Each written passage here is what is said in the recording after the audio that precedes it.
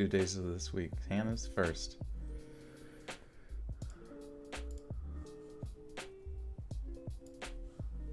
You guys are blessed with another stream here to screech in your ear.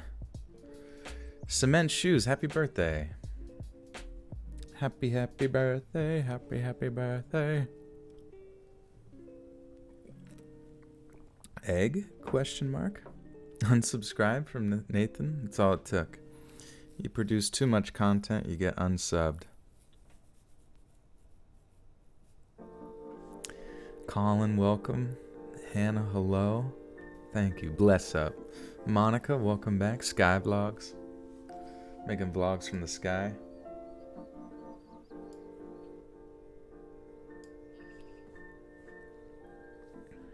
Hello.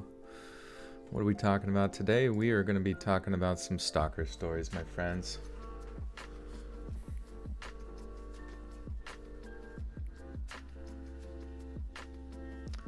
What if I click this? No, see, it's so weird. I want to edit like the tags and stuff on these. I wonder if that's even possible. Edit? Is it possible? Entertainment. Let's see. I don't know. You just want to like edit stuff, but like YouTube's thing is so touchy. So no, it's not made for kids. No, it's like I want to put tags in, you know what I mean? But like, and I know that they exist because after you finish, it shows that there's an area for tags, but maybe it doesn't really matter. It's not like this stream would, you know, show up in the middle of like a it probably would not show up if you were to search like true scary stories or something like that. I'm not really sure, to be honest, but and if I try to click okay, no, it's not for kids. No, don't restrict it. Maybe click save. Oh, it actually saves. Sometimes you go to do stuff and it says sorry, can't do that. But anyways, Maya B with the buckaroony. Thank you, Maya. First donut of the night. I appreciate that. And it's good to see you back. Jane's never had Facebook because of a stalker. Yeah, there are many creepy guys out there. Jocelyn, I am doing good. I am doing good. It's another day in paradise, and what can you say? What's the square root of 1,582? I know that. It's logged deep inside of my brain here. I just gotta find it on my... Find it in my Google history. I swear I'm not looking it up. Jane, thanks for the buck. I looked it up. So what is it? The square root of 150 or 1,582.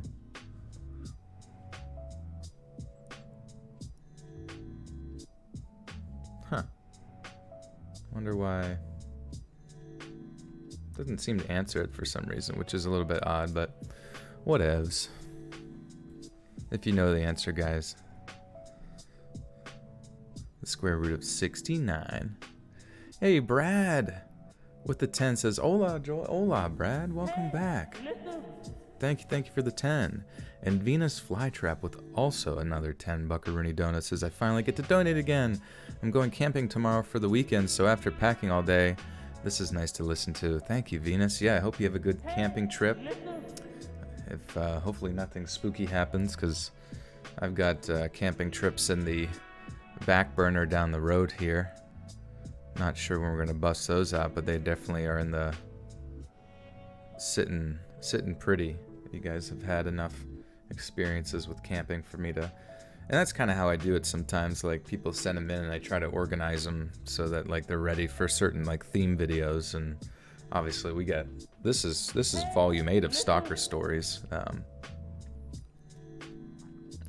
You know, Stalker Stories kind of get thrown around quite a bit anyways. Ryoko God with the 2 says, just getting off of work, perfect timing. Dude, welcome. My friend, welcome. And Alana Murray with the 2 says, so happy for you to be live. Thank you, Alana. Thank you, and welcome everybody. What's up at the moment? Or does ATM mean ass to mouth? I forget. But I'm gonna go with at the moment. It's honestly, I'm just chilling. I don't even really know. Today was a beautiful day that I sort of wasted a little bit. Trying to think if I did anything that has helped humanity at all, or myself. And to be honest, I'm not really sure. Probably not. Watched this one show on Netflix for a little while. You guys may have seen it, but it's called I Think You Should Leave, and with Tim Robinson. And man, that show is funny as all heck. Just the first skit onward is just like, it's sort of like a mixture of like if Tim and Eric had like better writing or something like that. Like Tim and Eric's a little bit just like all over the place with its insanity, which I do find funny. But this one has a little, it's still ridiculous to a large degree, but it's very much more, I guess, polished, I suppose, as far as the skits go. But it's just like skit comedy. Still hilarious. Maya B with the 5 says, forgot to mention, I knew you were going to stream again. Still on that wavelength, dude. You got it. We are connected at the cerebellum. Just shooting waves back and forth. Thank you for the 5, Maya. Sporadic says, it's my birth moss. It's, dude, we got a lot of birthdays. Happy birthday, Sporadic. What are you guys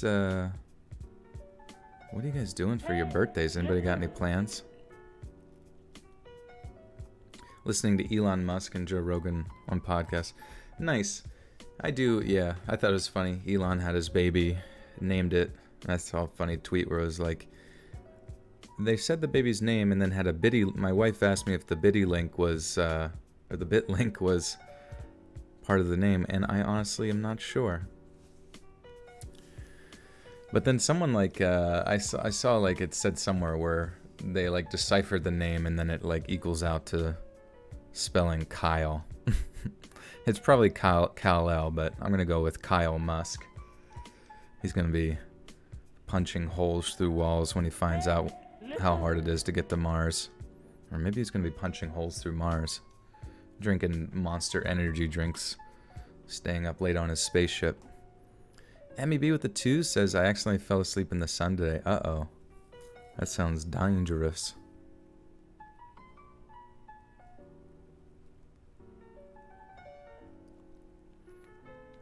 Venus, your birthday's next month.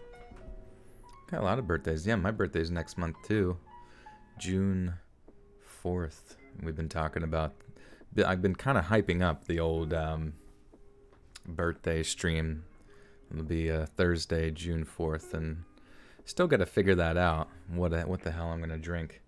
Someone was saying, like, depending on what's donated, you can do some high-test shit while otherwise maybe sticking with something like Malibu. But I watched, there was a video earlier of just like, you stumble across Instagram videos and this kid was just drunk and he was just like trying to drink a beer, then eat or drink a water and then eat pizza, and then he like fell into his girlfriend's arms, and I'm just thinking to myself like, holy shit, I'm just not ready to feel that way. I think you pronounce it X-A12. X-A12? X-A12? I get it, you know what I mean? Like, I get it. They're like, you know, this iconic duo of whatever the fuck. You know, he's a space engineer and she's a hippie music maker. I don't really give a shit, like, what they named their kid, but now it just sucks that now he has to, like, eat batteries for the rest of his life, or it just won't stay in theme, you know what I mean? When you're born an AI robot hybrid thing. My favorite soda, yeah, the good old Dr. Pepper. Diet Dr. Pepper Cherry is one of my favorites. Who's my waifu? My waifu? Probably Katsuko. Katsuko Moto. Elo. Ooh. Ooh. Oh. Oh. Samuel, you're on acid. How's that going? How's this music treating you? Do you feel it surging through your DNA? Jane says, December 1st, birthday. I get a lot of Merry Christmas, Happy Birthday gifts. Nice. Yeah, that's the unfortunate part about being so close to that is that a lot of crossover. Lila likes her cream soda. Lila likes her extra creamy.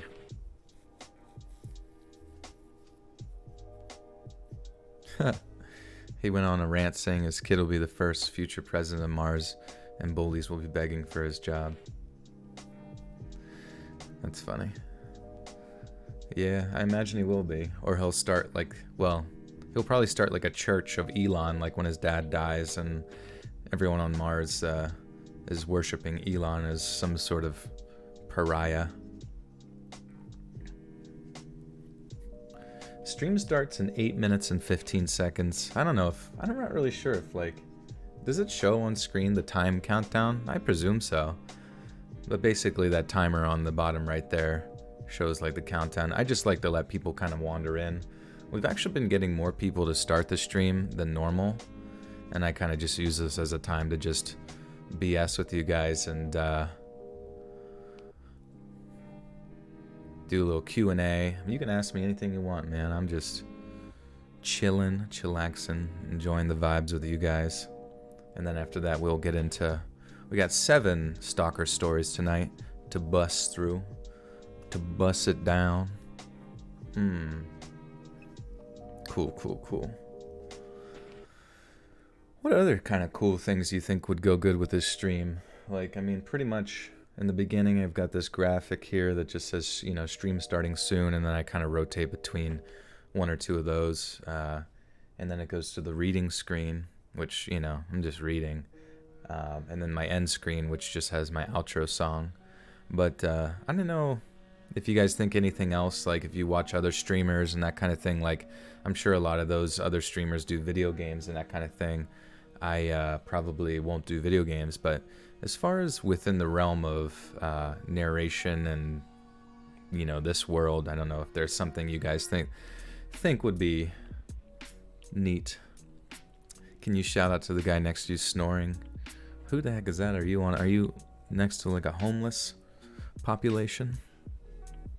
Can't wait till gyms and barbershops open again.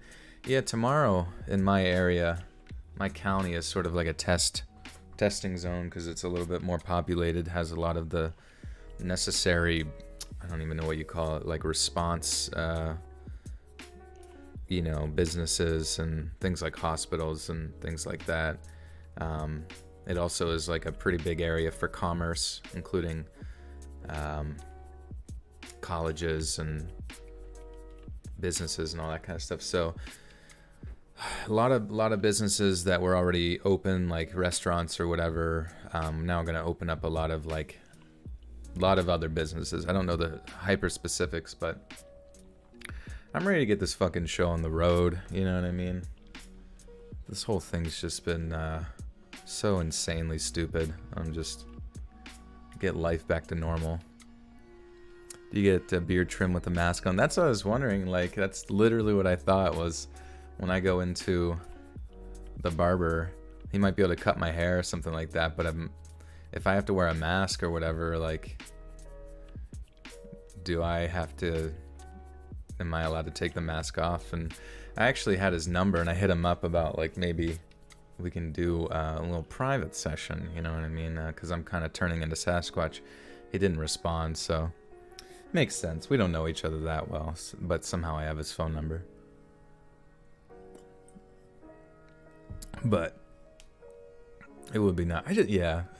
Barber shop, gym. I just need to get a pump on, you know what I mean? Just like get swole AF. Read any good books lately? No. My friend keeps trying to get me to read this book called like Factfulness. And basically he says like, he just describes how like the book kind of like describes how the media, it's like their job to kind of like fill you with like a sense of fear, you know, to generate a constant reality of it being, the world being scary. But in fact, like a lot of like aspects of the world, and this was, I guess, prior to the corona bullshit, like a lot of aspects of the world are getting much better, as far as a larger percentage of the world is actually living in the like exiting the process of what you call third world countries, and poverty is decreasing, and just how a lot of like information we get is kind of hyperbolic, you know. But it is interesting because, I mean, ever since I was younger, like, you always kind of want to like rally around like something, whatever that might be, which is understandable. Like, we all have a heart for different stuff, but it's strange that to a degree, a lot of the things that we kind of like jump on, and like, you know, we go to dinner table and we say, can you believe that, like, you know, people in Madagascar, you know, they can't eat snake skin at night. Like, there's no snake skin available, you know, or something insane like that. Or they don't have, you know, the special edition of Halo 2 or whatever. But for the most part, I feel like world events or things that are distant from us, like, whenever you talk about them, like, sure, it might like feel cathartic to like discuss it, and cool, you have ascended to intellectual status by being well informed, you know. But at the same time, like, to me, kind of like filling my head with so much stimuli from the external world, it almost just feels so fruitless, you know, because I just feel like, what am I supposed to do about it, you know? You know, unless you're gonna like actually make like a concerted effort to change the world around you, it's, I don't know, to like even talk about it sometimes just kind of feels like a big jerkular. Justin Beatley with the 5 says, always love your narration videos. I listen to them a lot on road trips and to campgrounds. Where did you get the sound played for story transition? So that was like the one good thing that came out. First off, thank you, Justin, for the 5. But that was like one good thing that ever came out to me, being part of a network, which, if anybody here ever makes a YouTube channel, I highly advise, and I actually implore and I beg you to never join a network. Never ever in your life, as a YouTuber, as a whatever, I'm mainly a YouTuber because that's where I'm speaking from, do not join a network. Because a network will promise you the world as far as what they hope to provide for you, but in reality you end up like signing away like your advertising revenue, and you know, say you could get 30 to 40% of your ad revenue. Ollie, what are I can't really see what is that a Pickle Rick? Because it's blocking your spam if you're spamming it. Is it a pickle? I don't know what that is. Anyways, yeah, like, networks are just like the worst kind of things because they're just leeches. And I swear to God, the worst part was like, no, I was stuck with them for 2 years. I won't go into specific details about it, but like who I was with. But holy shit, I was stuck with this network for 2 years. And they, like, you would do calls with them once in a while, or emails, but they would do their best to just like not talk to you. Lindsay, what's up? Shout out to you. Stream begins in 30 seconds, guys, even though I'm probably still going to be rambling here for a little bit. But yeah, they would, I don't know, they would just, you'd never have a conversation with them, never see any sort of you know, profit from it at all. You would just essentially get screwed in your butt, and then they would take I joined the Jake Paulers network. Yeah, I was a big Jake Pauler back in the day. Yeah, they're just greedy. They're just like leeches, literal leeches, like just parasites. And I even, like, when I talked to them one time, I said, like, I don't know how you feel as being an intern there, because they would take you from agent to agent. Like, you know, as time would go on, they would say, so-and-so's moving over to like marketing, so we're gonna move you to talk to like Tammy now. And then after you talk to Tammy for a month and start to build some sort of rapport, they would move her over to someone else. So it's like, it was almost like part of the scam. It was like this big triangle scheme to just take your money, never provide you with any sort of like advertisers. And it would make sense, like, you know, on their motivational end, to get you the advertisers and then take a cut of it. You know, that makes sense. They provide you with a product and they take a cut because they found the product or whatever. But like the ones that just take a percentage of your ad revenue just cause there's some sort of underlying aspect to it, when there actually is not. Hey, wow. Amanda, what does it say? Amanda Cuono. Sorry, it's hard to read. Oh no, it says, oh, Armando, sorry. It says aloha from Oahu. Dude, thank you for the $20, Armando. I really appreciate that. Holy cow. Aloha to you from, I was actually in Oahu a while back, and beautiful, beautiful place. But yeah, so long story short, do not join a network. But one of the only things that came from joining the network was I had access to like this musical library or whatever the fuck that like gave you some little like sound bites you could use and that kind of thing. And one of the sound bites I got was that one that I use in between stories, just because it sounded sort of like ominous and scary and stuff at the same time. But yeah, sorry, long story short, that's the answer to your question, Justin. But thank you for the dono. Thanks for all of that. And thank you guys for being here. We are at, how many people we got right now? We got 335 folks concurrently hanging with us. We're going to transition over to the reading screen, and I'm going to switch up the energy a little bit here with Iron Cthulhu Apocalypse. As always, we're going to play some dino tracks. Because it's a little bit spookier.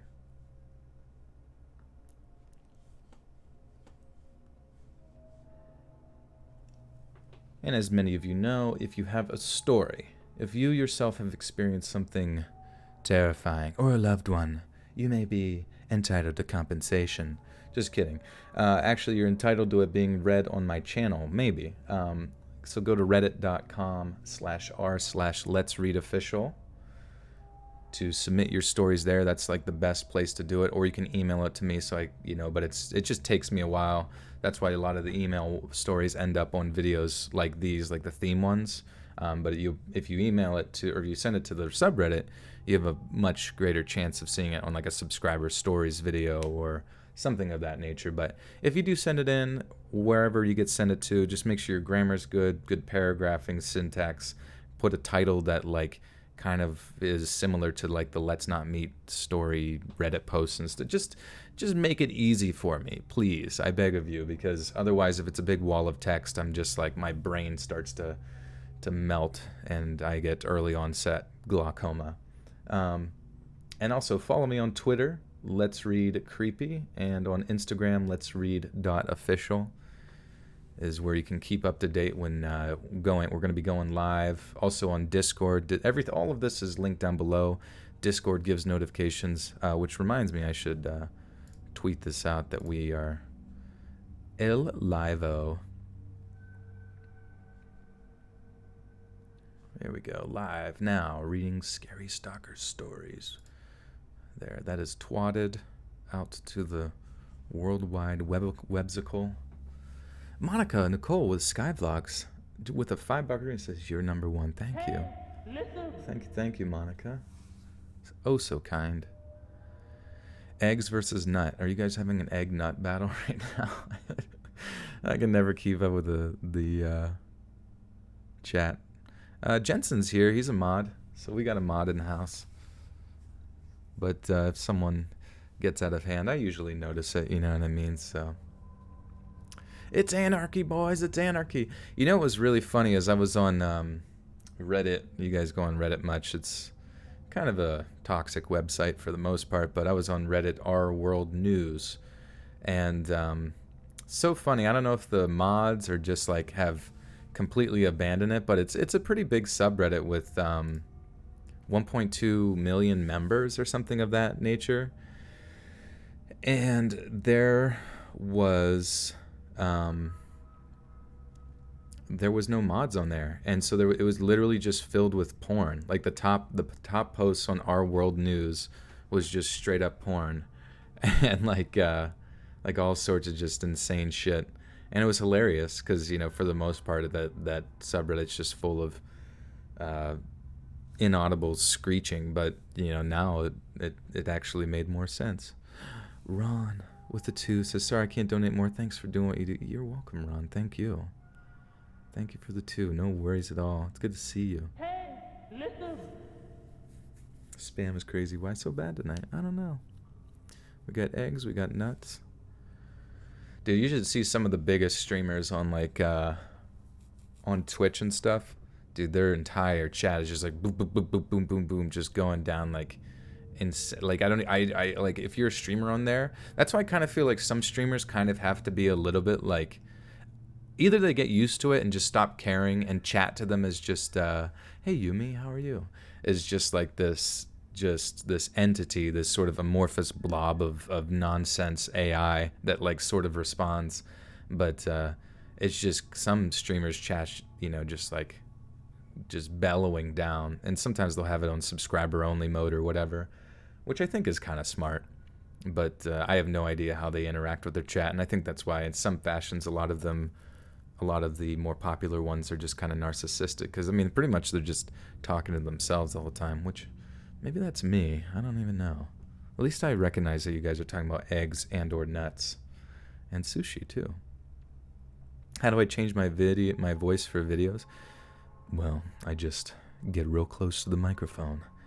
And I get into spooky mode. This is what spooky mode sounds like. And I give myself chills doing it. Chilly bumps. Dean with the 5. Thank you, Dean. Good to see ya. Anyone else playing Animal Crossing? Yeah. I feel bad. I played Animal Crossing for like a day, and I was pissed because I kind of wanted to binge it, but then it like made you actually wait an entire day to, like an entire real life 24-hour cycle to reset whatever events were going on. And so I just sped up my system clock or whatever and went forward, and then, you know, it unlocked another tedious amount of like busy work. And I don't really understand. I mean, I know this is going to get some flack for Animal Crossing, but I just don't really see the appeal. It's like you shake some trees, you catch some bugs, you fish some fish, and then you collect bells for the never-ending debt that Tom Nook dispels upon you. And I feel like if it's the interior design aspect that people enjoy, I'm like, why don't you just play The Sims or like Minecraft? You know what I mean? Like, there's so many games that do exactly what Animal Crossing does, but like they've been doing it for years and better, in my opinion. And I get it. It's cute. It's a cutesy pootsy malootsy, but like, I just maybe it's because I'm a borderline 30-year-old male, and I'm just not quite the demographic. I gave it a whirl, though, guys. You gotta give me credit. I gave it a mother freaking whirl. All right, please don't hold that against me. I know I'm about to like bring the rage of the Nintendo crowd down upon me. Why don't we read a story? That'll distract you. I moved out of my parents' house 2 weeks ago after graduating high school. I was really excited about the whole thing and couldn't wait to get out on my own. I had a decent part-time job at a grocery store, but I actually earned most of my money by narrating audiobooks online. Started doing that years ago, and it basically turned into a full-time income. I still worked at the grocery store because I liked having a stable income. Better safe than sorry, I always said. One of the first things I did when I got my own apartment was get a dog. From the time I was a kid, I always considered myself a dog person. I love them. And despite begging my parents for years, we never got one. My mom claimed that she was allergic, but she never had any kind of a reaction whenever we saw one. It honestly built up a little bit of resentment over the years, but that's neither here nor there. The point is that I lived on my own and finally could have the best friend I ever wanted. Thankfully, I was a little bit more mature by the time I was picking one out. I know kids, or even younger people in general, tend to gravitate towards a certain kind of dog or pet, but I wanted to get a dog that would otherwise Hey, Strange with the 10 says, my son and I love listening to your streams. Keep up the great work. Thank you, Strange. Thank you for the tenor. The tenor. And Joshua with the tenor as well. So what's up, everybody? What up? We're having a nut and or... I guess everybody's just... The consensus is nut. Well, actually, that's just Sergeant Spliff. He's just feeling nutty. Nutty. Oh, he's keeping the chat alive with his nut. Raina made some edibles. Nice. Hope you have enough to share with the rest of us. But I wanted to get a dog that would otherwise not have had a good opportunity to be adopted. I went down to the local animal shelter and picked out a goofy mutt that only had one ear. He was a year old, and if I hadn't adopted him, they were going to put him down within a week. I knew I had made the right choice. I remember that first day bringing him to the apartment. He was really nice and playful, even though I could tell he was a bit fearful. Things went just fine, and he got comfortable within a few days. The scary part of the story comes the day I first started taking him out for walks. I thought I had been playing with him enough in the house to not have to bring him out, but I read online that you should still take them for walks regardless of how much they play out. Oops. Yeah, I guess you should probably take your dog for a walk, man. Hey, Jane with the 2 says, we need a Chills imitation for science. Here we go. Actually, I was just thinking today, I was like, Chills should do a freaking, you know, what are they called? The murder hornets? Which is weird, because I don't know if murder hornets is a fucking, like, that's definitely not the official term, because they used to be, like, Japanese killer wasps or whatever. So why they're all of a sudden called murder hornets, I have no idea. But anyways, probably just to like fill, because we didn't get aliens this month, guys. So they were really scrounging for the next best thing when they were digging through the dumpster for the next story. But anyways, I was thinking like Chills should for sure do like murder hornet, sightings and stuff like that for one of his top 5 or top 15 countdown videos, because that would be dope AF.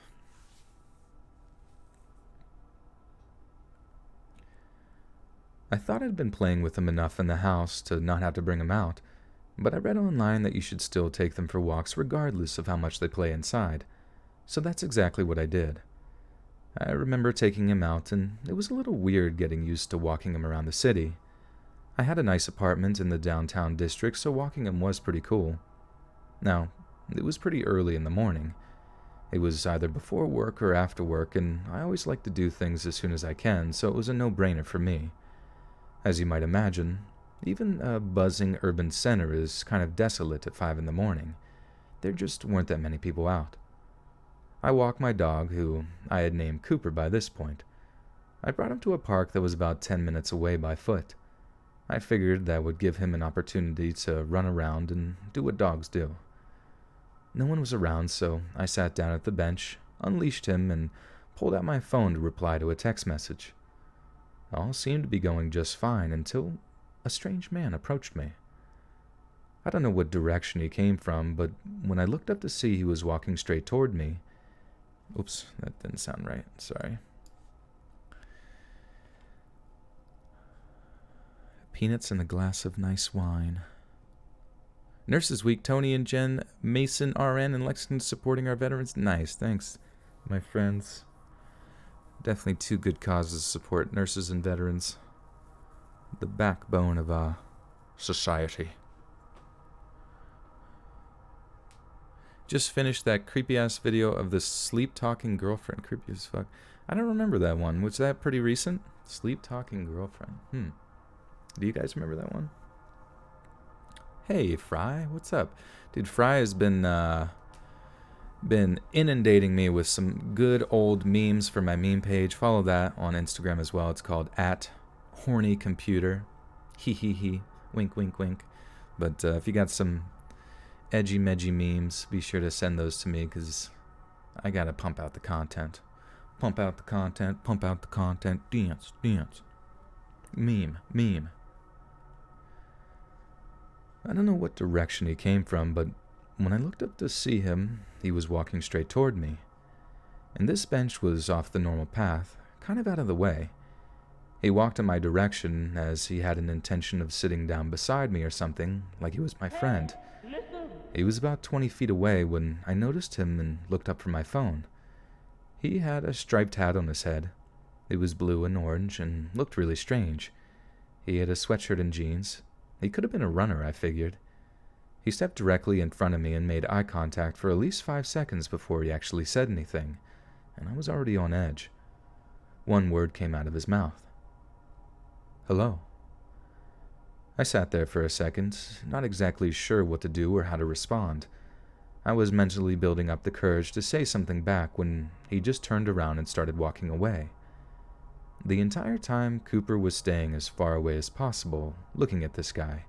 He seemed just as scared as I was. I had no idea what to make of the situation. He didn't strike me as some addict or homeless guy or anything like that. The first thing that popped in my head was that he was some kind of lunatic. I couldn't know for sure. I got Cooper back on his leash and went back home. He didn't follow me or anything, at least as far as I could tell. A couple of days later, I had a day off from work at the grocery store. I had a big audiobook project that I had been working on for a couple of weeks, and it was getting close to the due date. So I had one of my grinding days where I was going to do nothing but sit down and record and edit this audio. This is going to sound a little weird, but the way I do my recording is I turn my microphone on, narrate when I can, and every hour or so I will just get up and walk around and move my body. Normally I leave my microphone recording on even when I'm not there. Whoops.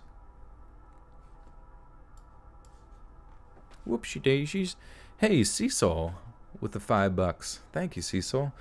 Cecil reminds me of, I don't know if you guys remember, in Skyrim, there was a clown jester type character named Cecil or something, which I thought was like one of the more interesting characters in Skyrim.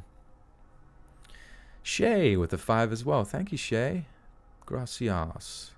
Female, please. You give me chilies. I give you chilies. 2:30 in Scotland and can't sleep. Well, follow my voice and I will take you to dreamland. I normally leave my microphone recording even when I'm not there. It's really simple to just edit out the empty noise afterwards. I remember getting the rest of this book narrated later that day. It was a particularly dry book, someone that wanted to be the next Tom Clancy but was doing a really bad job.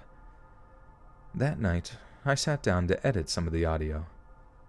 I noticed something weird in the audio tracks, though. During one of those times that I had gone outside, there was a noise in the audio. It was right in the middle of all the silence, and I know that I didn't randomly come back to my microphone, say one word, and walk away. I got really interested and started to listen to what that noise had been. To my complete and utter horror, it was someone saying, "Hello." Oh, that sounded fucking not creepy. That sounded like the least creepy possible, but the sentence is creepy as hell. Someone sneaking in, but the way I said it didn't feel creepy. To my complete and utter horror, it was someone saying, "Hello." Exactly the way the man did in the park the other day. I started freaking out. If he said hello into my microphone while I was away, that means that he's in my apartment. I ran down the street with Cooper and called the police. I told them someone was in my apartment, and they showed up and didn't find a single... Whoops. Joshua, with the 5, says, "You reading the hell out of the story." Thanks, Josh. Appreciate that. Doing my bestest. Yeah, like, "Hello, I'm a ghost here to help." "Hello, I am Ghost. How art thou?" Let me finish your narration for you. They showed up and didn't find anyone inside. I didn't know what to think. I couldn't imagine how this guy would have found me, got into my apartment during the 10 minutes that I was walking around the block, said hello into my mic, and left. It just didn't make any sense. I've been extremely alert about my surroundings ever since this happened. I don't know what this guy's intentions were or are, But if it was to make me an insanely paranoid individual, then he succeeded. I haven't seen that same man around the city or had any other weird audio occurrences, but it was still extremely unsettling, nonetheless. Yeah, they never do find anyone, those dang police officers. That is creepy as shit, because I'm kind of like, I feel like you would be nervous that that guy would still be just existing in your house. But it's kind of funny, the guy talks about doing narrations or whatever, like audiobooks, because I don't know if you guys knew this, but so Audible, which is owned by Amazon, they also have a, so, you know, like on Audible you can self-publish or whatever, but those same self-publishers can also scout out people to do audiobooks for their self-published books. So say you guys, like, you know, are trying to do a narration channel like what I'm doing or whatever, but it's just you're struggling, it's tough, you know, but you're looking for work because you feel that you enjoy doing voice work and that kind of stuff, you enjoy doing narration, etc. Well, there's this one website, and this isn't like a plug or anything, but I'm just saying, like, it's an option out there, called ATX, and or is it ATX or ACX? Let me check real quick. But basically, what you do on it is people will scout. You can, like, yeah, it's ACX. Sorry about that. So people who post their books to be narrated, they'll have pretty much that title will be open for auditions, and currently there's 2,332 titles open for auditions. It says there's 161,000 producers to choose from, 190,000 audiobooks on sale at Audible, et cetera, et cetera. But, like, basically people will go on there, you know, trying to scout out individuals to do their audiobook. And so it's kind of like YouTube in the sense that, like, you're self-published, but you're also looking to not spend a fortune on, you know, finding a narrator, but a narrator is trying to do work that's going to help them make some pretty good money, because you can make good money on there, you know what I mean? So it's kind of like killing two birds with one stone without a bunch of, like, big production companies as the middleman and all that kind of stuff, I guess, aside from Amazon. But it's pretty neat, and I put my stuff on there, like, way back when my voice kind of sounded a little bit different, or like my narration style did. And it's funny because I've been recruited, I want to say, by like 3 or 4, maybe 5 different, like, authors who wanted me to narrate their, like, gay werewolf vampire type like novels and stuff like that, and then some various other random stuff. But I just thought it was so funny. I was like, I guess maybe my voice just lends very well to gay novels. I just really fit a certain niche when it comes to homosexual werewolves. But so if maybe, hey, you know, if you guys want me to get into that, let me know, because I think maybe that's a whole market that I hadn't even realized has been untapped yet with my voice.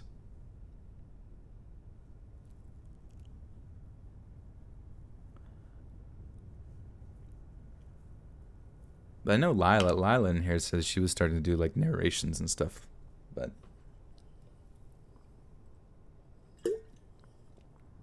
Fry wants me to do it.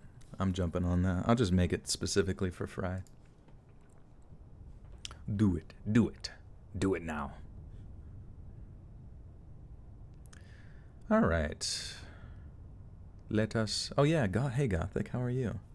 You could jump into that if you're looking to make some kishy cash on the side. Josie with the 3, with the thumbs up. Thank you, Josie.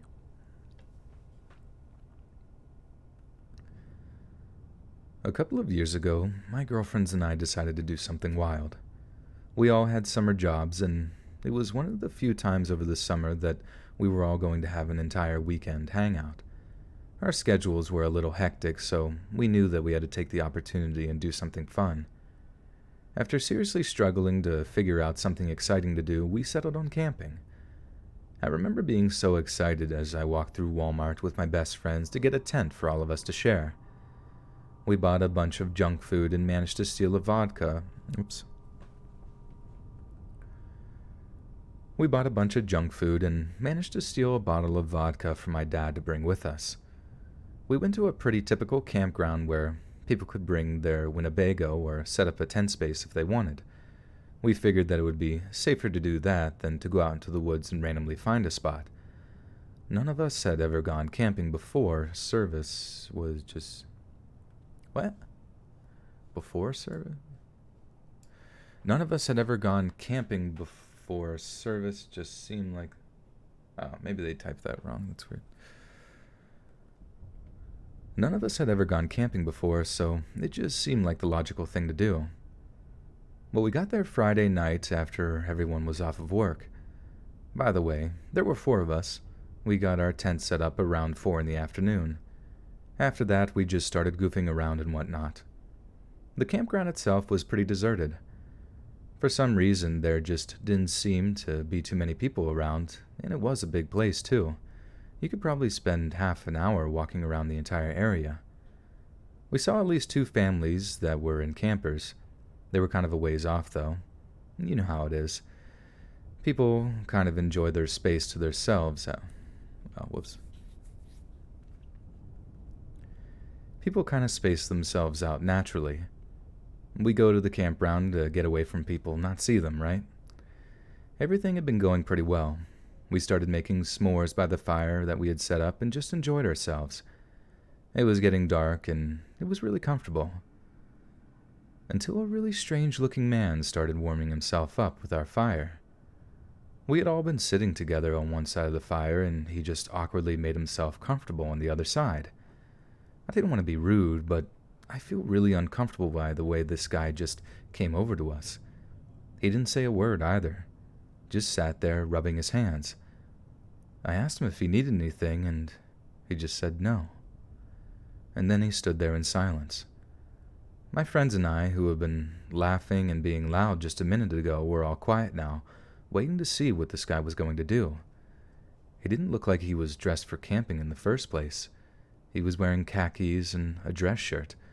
It was tucked in and everything. It was like he just left the office and decided to come here and sit in front of our fire without saying a word. After a few minutes of silence, one of my friends told him that he had to go. She told him that this was our fire and he was making this uncomfortable.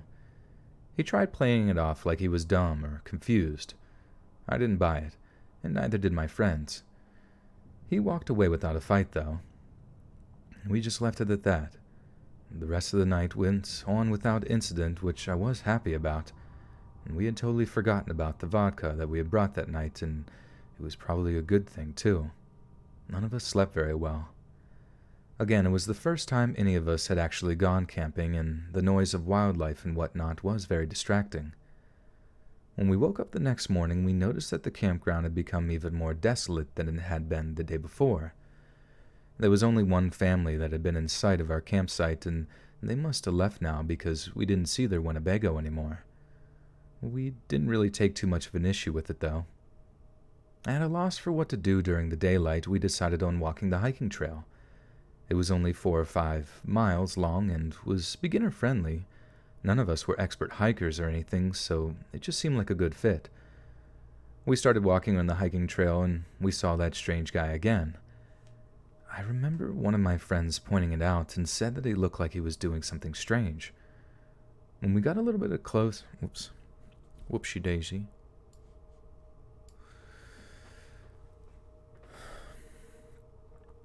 Gothic Rose comments, the sound of 1,000 simps battling.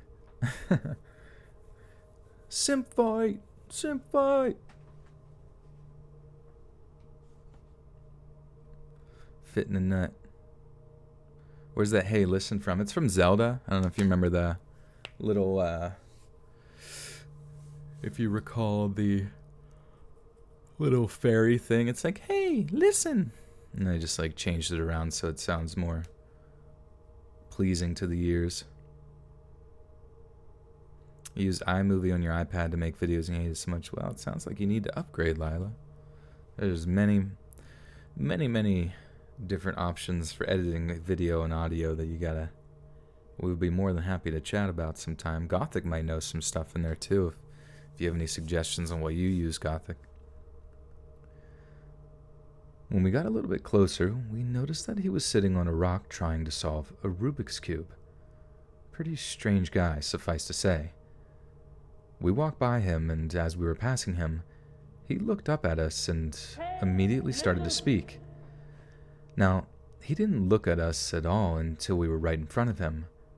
I thought that was weird in and of itself, but then he asked if he could join us to finish the rest of the trip. My friends and I were all at a complete loss of words as what to say. It may have antagonized him if we told him no, so I stepped in and told him that he could walk the rest of the way with us. I felt one of my friends elbow me when I did, which I'm not sure if he noticed or not.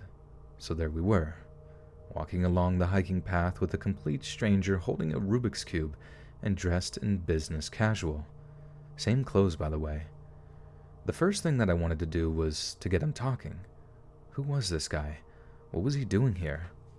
I tried getting him talking for a few minutes, but he never gave any sort of reply. Hey, William Sharp, what up, bro? With the 20 buckaroo, he says, just remember, you might have all the money in the world, but there is one thing you can't buy. A live dinosaur. I know.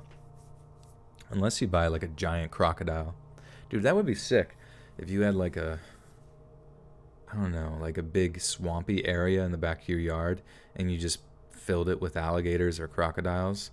I mean, that would be terrifying, I guess, for the most part, but say you like, I don't know, you just wanted to do that. You just wanted to fill it with live dinosaurs. But thank you, Will, for the 20. I really appreciate that. Thank you. I tried getting him talking for a few minutes, but he never gave any kind of significant reply. I would ask him what he was doing here, and he would say, walking. I would ask him what he does for a living, and he would say something generic like, sales. He only ever gave one-word replies and didn't say anything to us the entire way, only spoke when spoken to. This completely ruined the social dynamic. Me and my friends were all extremely uncomfortable, and we really didn't say much ourselves the rest of the way. We made it back to the campsite, and when we did, he just kind of wandered off. He didn't even say a word. No goodbye or anything. He just left. That was weird enough. We decided to move our campsite down to another part of the campground, a little bit closer to other people. Normal people, just in case. Once we got the fire going, one of our friends remembered that we had brought vodka with us. She got the bottle out of my bag and said that she needed it after a day like that. I asked her if she thought it was a good idea to be drinking at some random campsite with this weirdo wandering around, and she looked at me and said, all the more reason. I shrugged my shoulders and said that I couldn't argue with that logic. I know what you're expecting. That we all got drunk and had some kind of horrible incident with that weird guy. And this might shock you, but we didn't. Not that night, at least. If I'm going to be completely honest with you, we didn't really do anything too crazy.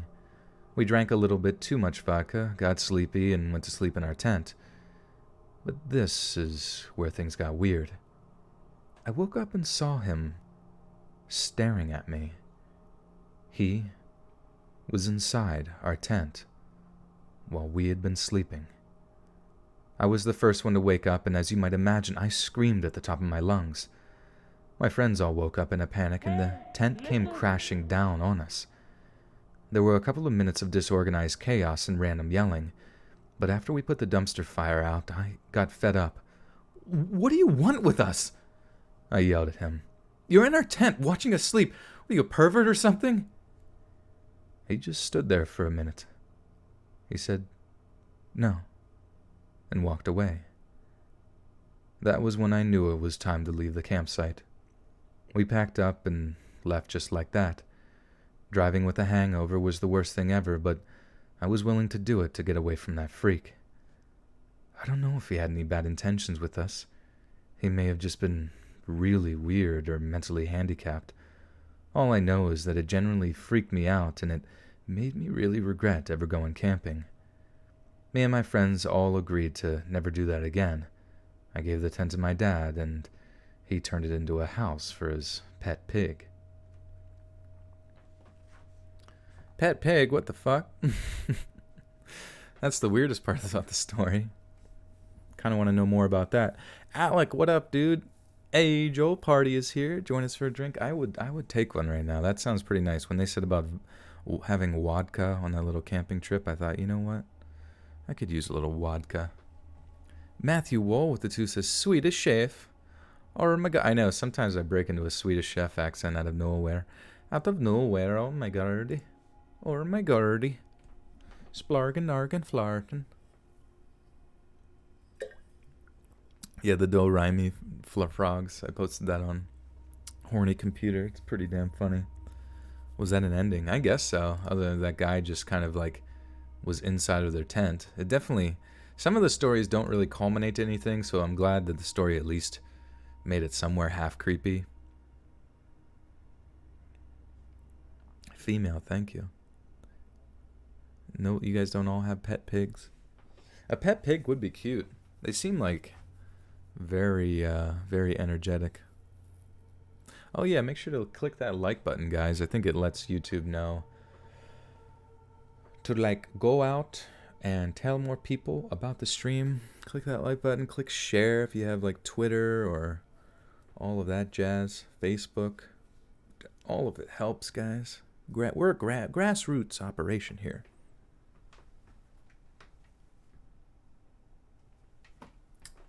What's my ethnicity? What's your ethnicity? I'm green. I'm just filled with dank. Venus Flytrap with the 5 says, we're taking dragon fruit Bacardi and jar full of bud on the camping trip. Nice. That should be fun.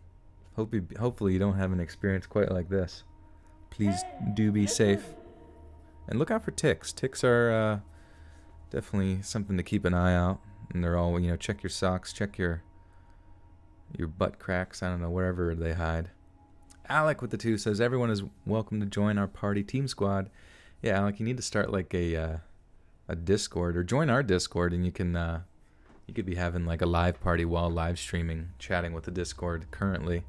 I never actually checked to see if our Discord is like chatting with each other while watching the live stream. Probably doubt it, but that would be kind of cool. I am a hairy alien, that's true. From the planet Titan. I'm blue, da ba dee da ba die. Story number 3. There was this one time when I was definitely the scary person in someone else's life. Shit, sorry. I squeaked.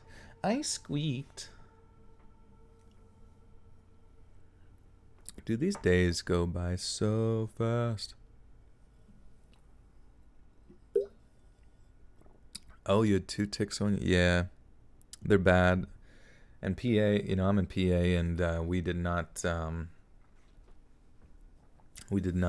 have like much of a sub-zero. I think the temperature has to get below 10 degrees Fahrenheit for like, or like it has to be really cold for like 10 days in a row to kill off the majority of the tick population. Otherwise it's just growing and growing, which kind of blows. I mean, the nice thing, the good thing, but also unfortunate thing is that obviously like ticks can carry Lyme's disease. But I guess the amount of like the percentage that a tick is carrying Lyme's disease is pretty low. You can look it up to find out. So, and you know, if you are able to get to it in the 48 hours or whatever, you should be pretty good as far as not contracting it. You know, you keep an eye out for that red ring that forms around it. But basically what ends up happening is you end up going to the hospital, and they'll give you like a prescription of doxycycline, which I believe fights off the initial kind of thing. The Lone Star tick, no, we do have those here too, but it's the deer tick that usually carries Lyme's disease. Corona and Lyme's.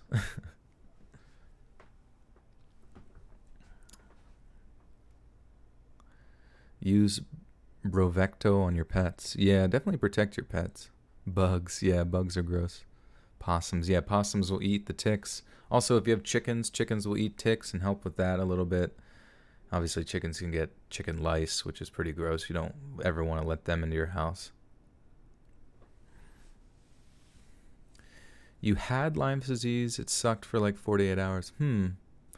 Is Lyme's disease something that you get rid of like after you have it? Because I know like people can have really long-term like autoimmune kind of like inflammatory joints and things of that nature, and some pretty bad outcomes with that. But I hope you've been treated for sure.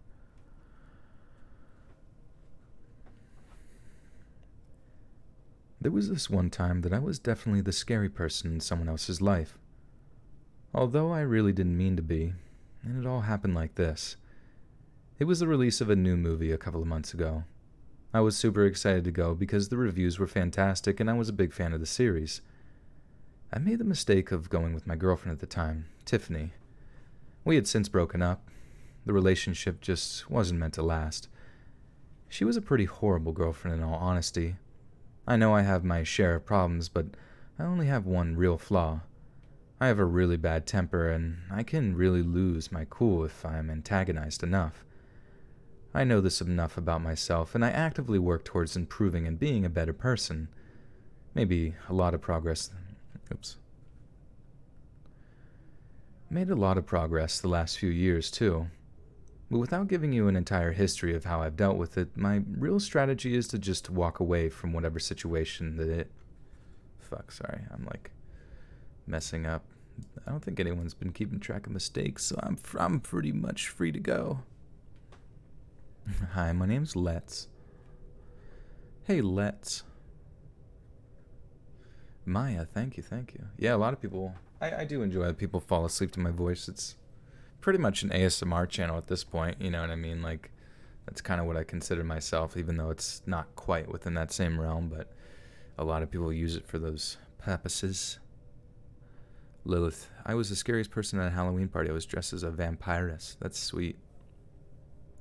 Dolly Dolce with the 5 says, if I get coronavirus, I'm finding someone with Lyme's disease and we're going to have a hell of a party. Hell yeah. Create the master disease. He had really good fangs, typical goth makeup. I lined my eyes red. A guy who was coming and backed up when he saw me at the top of the stairs. Yeah, some people's like Halloween costumes are pretty creepy.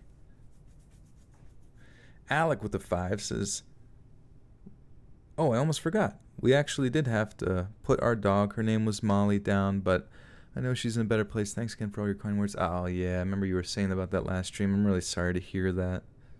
I know, she definitely is, and I'm sure she was, you know, obviously in quite a bit of agony to be in that kind of position, and I feel like that's the merciful thing to do, you know, especially as a dog. Like my my husky, you know, by the end of his life, he was having trouble getting around. He had like Alzheimer's, where he would just constantly bark to come in, or, you know, to go out and then come in, go out and come in, and like as soon as he'd step out, he'd like forget what he was doing. And then sometimes you just like hear him like yelp because he like collapsed, and then he would shit himself, and you know, it's just like just not a very humane experience for the most part.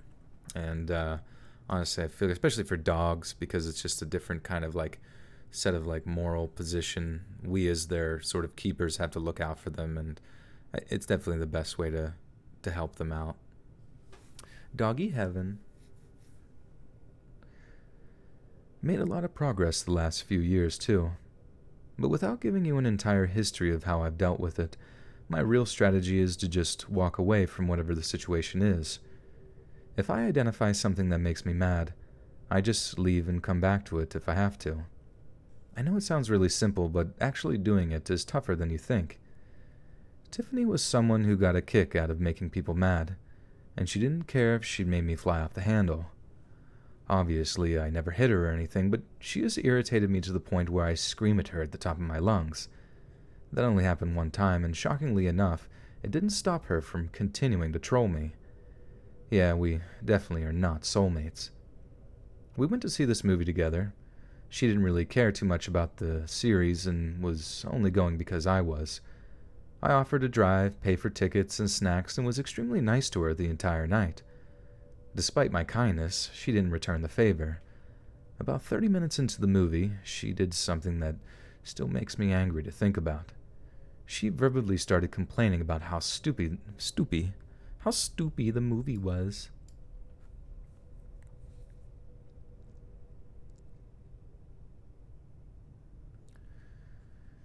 I don't know why I can't say that word. Hold on a second. Let me lube my lips up. Santo, love from India. I like your stories. Keep it. Thank you, Santo. India. How's life in India treating you? It's probably hot as heck.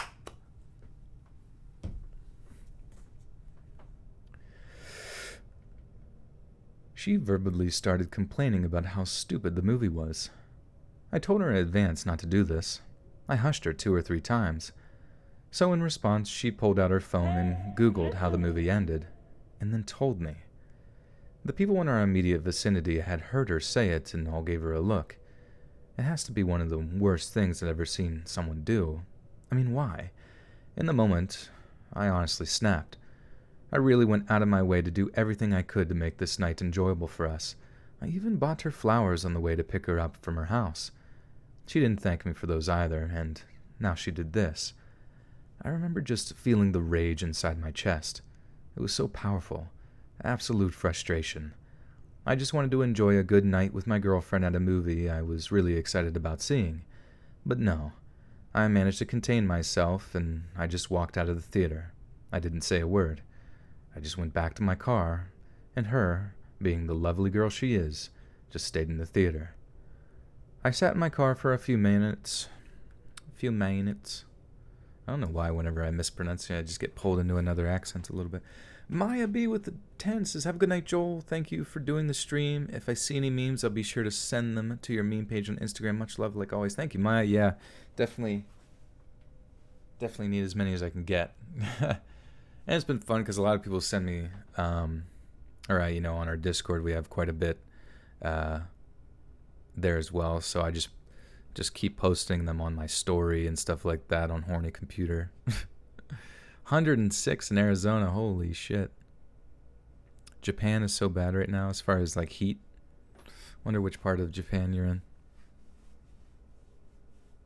Worst story I've ever read? I don't know. There's so many shitty stories that get sent to me that, like, especially when they're like a bad story and bad grammar, I'm just like, what? Like they just have literally 0 point to them and they're just like hard to read. I'm just like, oh. I try to keep those from ever reaching your earlobes. Did you miss a Joel rant? I don't think so. Did we rant yet? Other than talking about YouTube networks are the worst. And don't ever join them. Joel the Southern Dingle Dongle.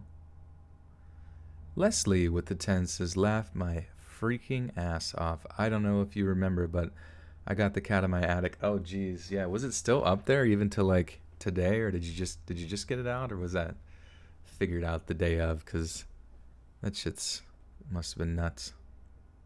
Did you use our tear gas method we were suggesting, or potentially sending an even bigger cat up there to fight it?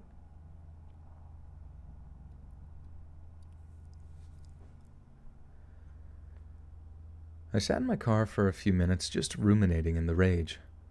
Honestly, that was the moment that I knew this relationship had to end. I remember gripping the steering wheel with all my strength and twisting it. It was the only thing I could do to try to get some of the anger out. I didn't want to smash anything or hurt someone.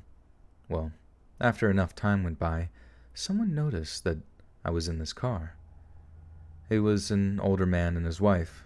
They looked like they were in their late 40s or early 50s. He didn't have any hair and hers was somewhat gray. I thought it was a little weird how they just stood outside of my car and looked at me in complete and utter shock. All I could manage to do was look back at them and give them a nasty look. I wasn't thinking in the moment, and these people were just being rude, and I responded the only way I knew how, with more anger. I reached my hand down to honk the horn at them in the hopes that they would just leave me alone. I was already having a bad night. I don't know why random old people had to annoy me now, too. When my hand pressed down on the horn, I noticed something that startled me. It felt different than it normally does. I looked down to see that there was some kind of sticker on it. I started to look around and realized that I was in a different car. I immediately felt extremely embarrassed about the whole thing. These old people must have been trying to get back to the car when they saw me inside of it. I got out of their car and tried explaining the situation to them.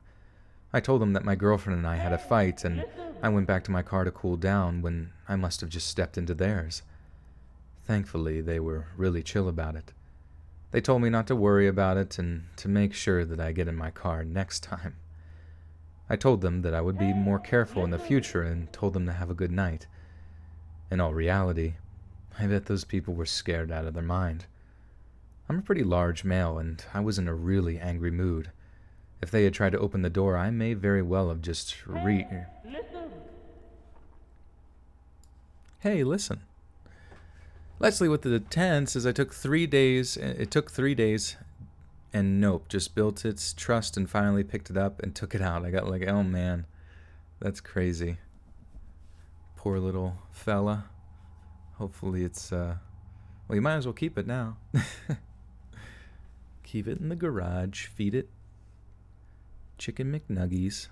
Thank you for the 10. And Dolly, thank you for the 5, says, we the Buttersock cult, then you, our fearless cult leader for this time. Also, we demand at least 5 to 10 minutes of Pradeep time. He's beside me. I'm kind of glad that I say his name and he does like a big toe stretch. He's like stretching out his toes. It's kind of funny. But he's sleeping next to me at my feet on my backpack, which is cute. He loves that backpack. Having a good old timey. Thank you, Dolly. And Min Yoongi Lover with a 5 says, what does that say? It's like says, it's like a paint bucket, and it says 1, but I can't see the word that it says above it for some reason. Computer, zoom in. Oh, it says number 1. Okay, I see. He's like painting onto the sheet of paper. For some reason, I thought it was a paint bucket he was dipping in. My bad. Thank you, guys. Thank you. If they had tried to open the door, I may very well have just reacted by attacking them. This is one of those wake-up call kind of incidents for me because I almost put myself in a position where I could unintentionally have hurt innocent people. I went back into the movie theater and sat somewhere away from my girlfriend. I didn't want to see her again, and I honestly wanted to watch the rest of that movie. When it ended, she texted me asking me where I was, and I just replied, "Duck you," and blocked her. And if you're wondering, yes, my phone auto-corrected to duck. I blocked her number and didn't plan on ever contacting her again. She never reached out in any other way, shape, or form either. We were still friends on Facebook for another 2 weeks, and she didn't even bother to message me and ask what happened. She just didn't care. What a good girlfriend, dude. That's like dream girl right there. Just heartless and terrible. The perfect relationship.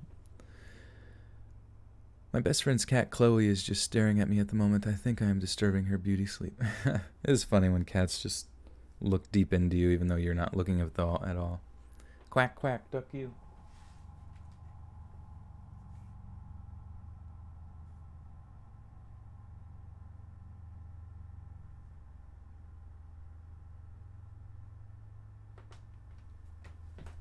Okay, so we are on to story 4. It was kind of funny. Two funny stories. The first ones, they're actually not funny at all, but the first one was like last time we did the last stream, there was, I think 7. Was there 7 stories in the last one? Either way, whether there was 6 or 7, I accidentally skipped a story. I don't know if you guys realized that or not, but there was supposed to be a certain amount, and I skipped a story, but the stream seemed to take the normal amount. But then whenever I was editing, I was like, why is there only like 5 stories here? And then I went back through the stories listed, and the one I didn't even read. I was like, oh my god. So I actually ended up staying up really late doing that last story because I was dicking around with other stuff. So that was kind of funny. And then for a little while, I've been like sitting at my desk and in Discord, and then I would like tell my friends like, why do I smell fish? Like I kept getting like do you ever get like random smells like, and you think to yourself like, oh, maybe because Pradeep's food kind of smells a little bit like fish, so I thought maybe he threw up, or I remember my Doberman, whenever he would have seizures, I know this is going to sound gross, but like his like anal gland would like secrete a sort of like fishy smell that was very pungent. And I was like, oh god, is Pradeep having like anal gland problems? I thought, was I having anal gland problems?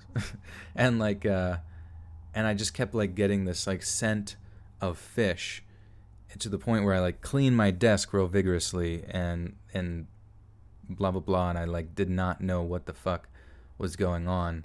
And then I thought, oh shit, is it like in my mucus, like my nose? Is my like nose like I couldn't figure out what was going on, and I actually thought that I was like developing some, because I've been doing keto for a while, and there's this one like disease that I read about, like you like this, not related to keto, but just like arbitrarily, like when I typed into Google, like I'm starting to smell fish, like what the fuck is this?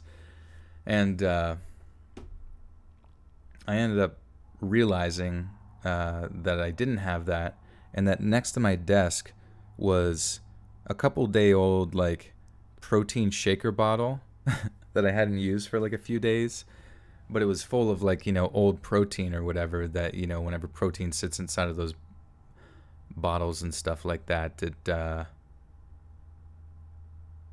they can like really start to like build up bacteria and smell really gross. So basically that was, and I like wafted it and I was like, oh my god, like, so that literally it wasn't like strong enough to like exit the bottle, but it was like strong enough to just like waft over to my nose like from time to time. And it took me like a full day to realize that I didn't have some weird disease. I just legitimately left a protein bottle shaker thing lying around. Rose Ann, what is this? Kanojo no ashi to kanojo. I have to highlight this and Google Translate this real quick, because now I'm excited to read some Japanese anime language. Oops, Google Translate. Her feet and she should be a pretty and poor dog. Oh, nice. Is that an old Japanese saying? Also, if you're in Japan, how close are you to the Akigahara, the suicide forest? Because I just read like a little bit of a mini sort of documentary style story about that area for the Deep Woods stories, and just find it so fascinating, but at the same time, like, it's obviously terribly sad. Cam with the $2 says hello, love your stories. Thank you, Cam. Welcome back.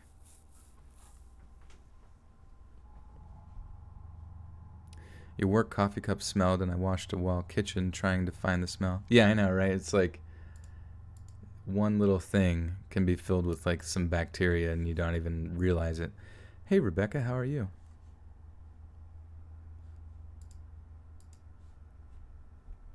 I can't tell if you're saying you should read, or if you're saying that my name is Reed and you're addressing me by saying, hey, Reed. Because some people do that. You still remember Wataru. What story is this? We're on story 4 of 7. So we're scooting right along. We've been streaming for about a little over an hour and 20 minutes. 20 mins. There's a Japanese podcast you should listen to, the Kowabana Japanese Horror. Nice. I'm always down with Japanese horror. There's something about like Japanese like paranormal shit to me that's like way, way scarier than like all the other cultures' shit. Something, I don't know what it is about Japanese ghosts, but they're just terrifying.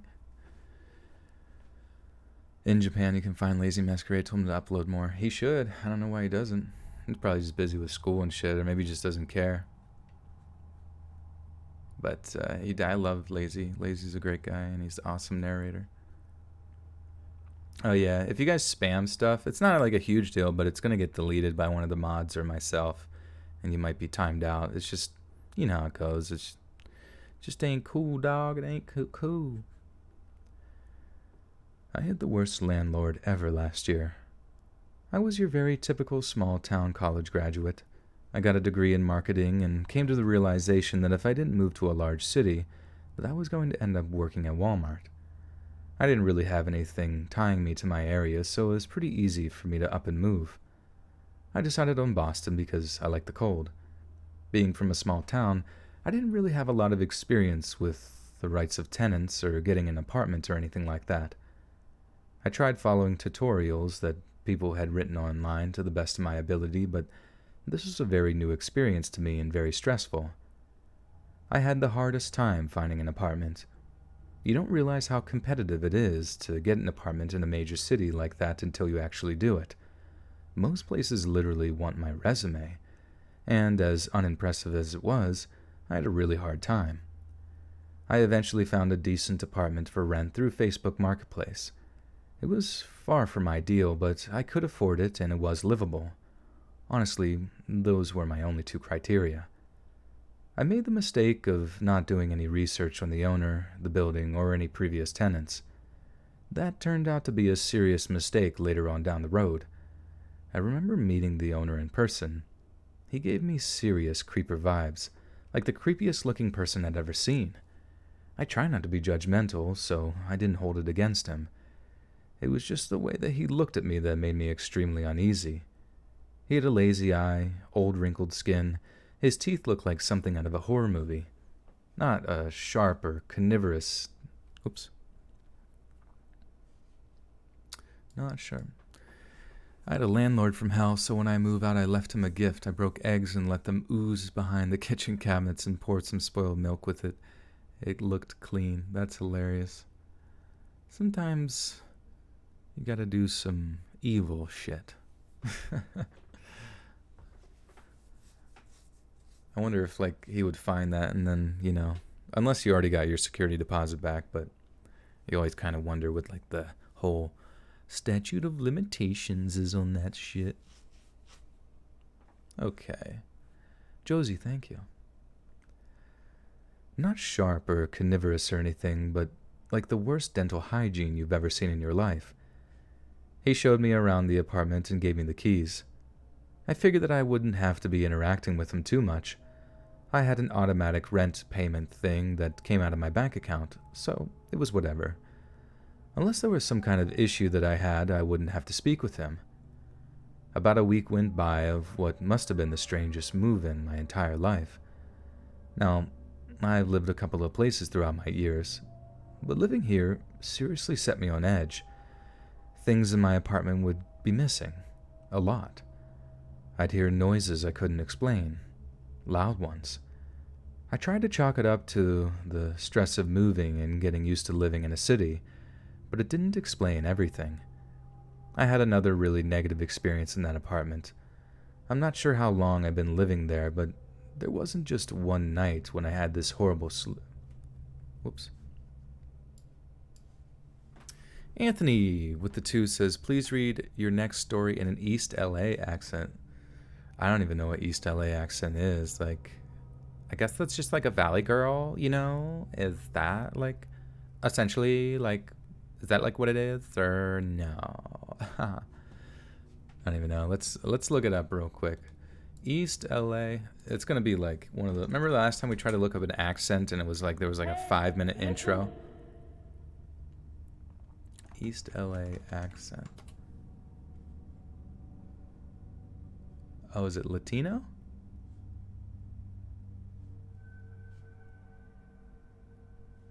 Let me check real quick. I'm not. This is guy from the Laugh Factory. Yeah, I'm not. I feel like I have to explain that ever since I've gotten to California, people just assume that I am. And I tell people too, I'm like, no, half Puerto Rican, half Guatemalan. They're like, yeah, Guadalajara, that's Mexico. Keep it moving. It's gonna sound dumb. I wish I was sexier kind of Spanish. I wish I were from like Spain or Argentina with that accent. You guys know what I'm talking about? Sorry, I won't waste your time with this. I mean, I love stand-up comedy. I don't know. There wasn't like any videos that like popped out to me to be It's Mexican slang. Oh, East LA is Mexican slang. Oh, I'm not really familiar with it. I went to LA for VidCon, or like that area, like Anaheim and stuff, and I feel like I didn't really get to pick up on any sort of like accent or anything of that nature. Think Cheech Marilyn. Oh, he's like, yo, what's up, home? Is that it? What is Cheech's voice? He's like, dude, we're freaking smoking, man. Yeah. All right. Anyways, you were born in East LA. Nice. Do you guys have the East Side, West Side feud? I'm too underrated, thanks. I would like to grow more. I don't really know how to grow, like on YouTube. I legitimately don't know how to, like, because I used to get like 500 subs a day, and that, like, and sometimes, I remember one time I was getting like 1,000 a day, like for a brief period of time, very brief, and then it just kind of slowed down. I think I almost feel like YouTube wants you to put out like daily content and stuff or something.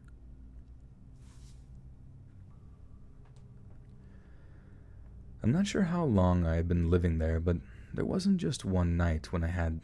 Wait, this doesn't sound right. I'm not sure how long I had been living there, but there wasn't just one night when I had this horrible sleep paralysis. Oh, okay. It's like they got into the sleep paralysis thing before, like, explaining it. Lilith, there was no deposit. My mother rented the house for more than a decade, then the house was sold.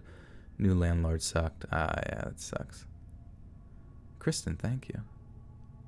You from Rhode Island? Rhode Island. I don't even know what Rhode Island freaking sounds like. Dude, I freaking told you, dude. It's nuts. Are you freaking kidding me? Prince Edward Island. Prince Edward Island. Wait, is where's Prince Edward Island? Not sure how long I had been living there, but there wasn't just one night when I had this horrible sleep paralysis. I remember it was the night after... Something about that sounds like a double negative. Doesn't that sound like a double...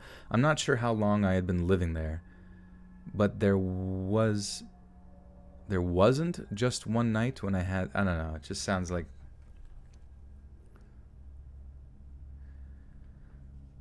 Not sure how long I've been living there, but there was just one night when I had this horrible sleep paralysis. I remember it was the night after my first day at a new job in the city.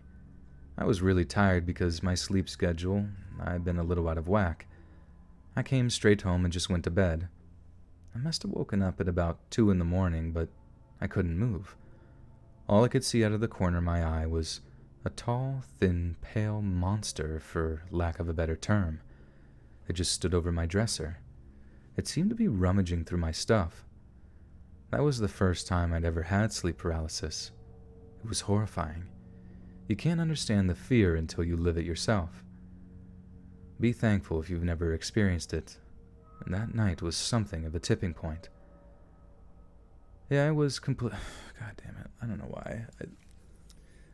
I wish some people would just like add paragraphs to their giant paragraphs, because it just like visually helps so much more when I'm like trying to read.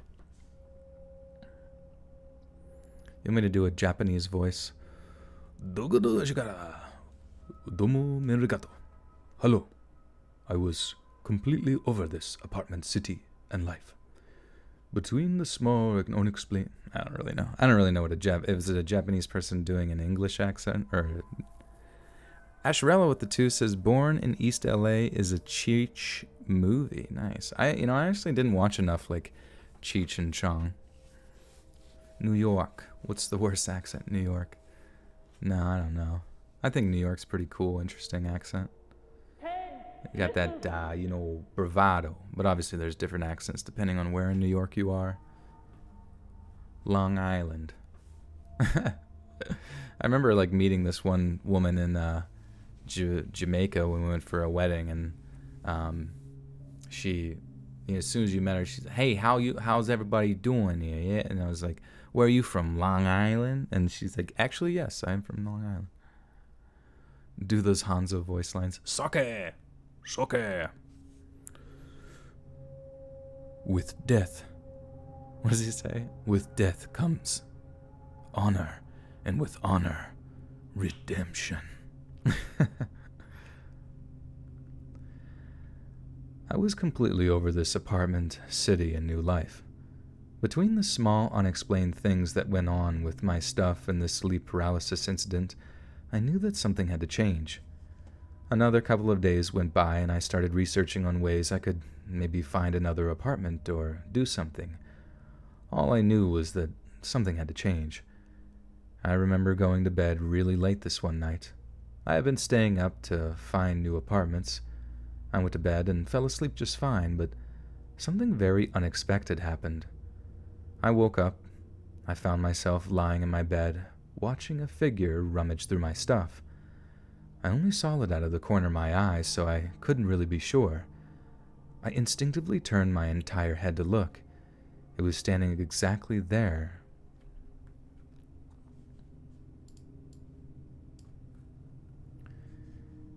It was standing... sorry. I was instinctively... Sorry, I don't know why I can't get the sentence right. I instinctively turned my entire head to look. It was standing exactly where that monster had been.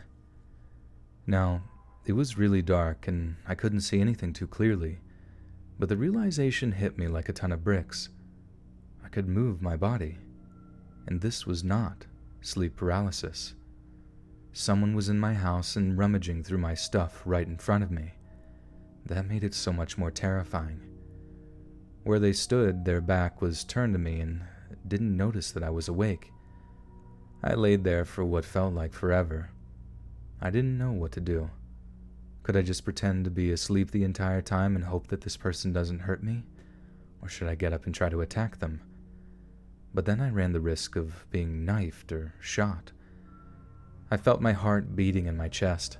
I had no weapons anywhere around me. The second that I got up, he was going to know it.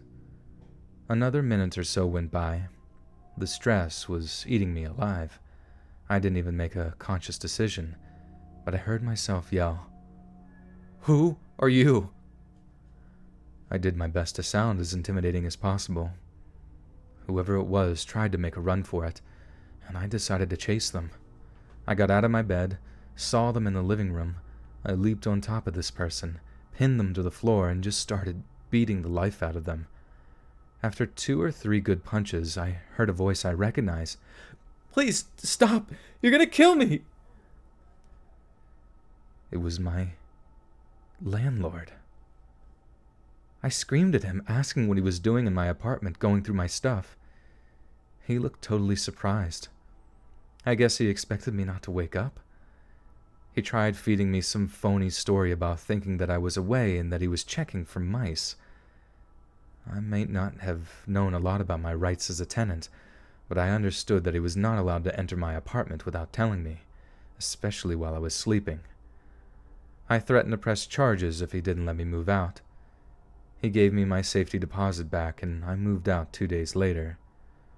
We had originally signed a contract for a year, but given the circumstances, he could have faced serious charges for what he'd done. I was happy to be out. One of the first things I did after moving was tell people about the incident online. He was going through my panty drawer. Dolce with the 2 says you should totally do a Florida man horror night.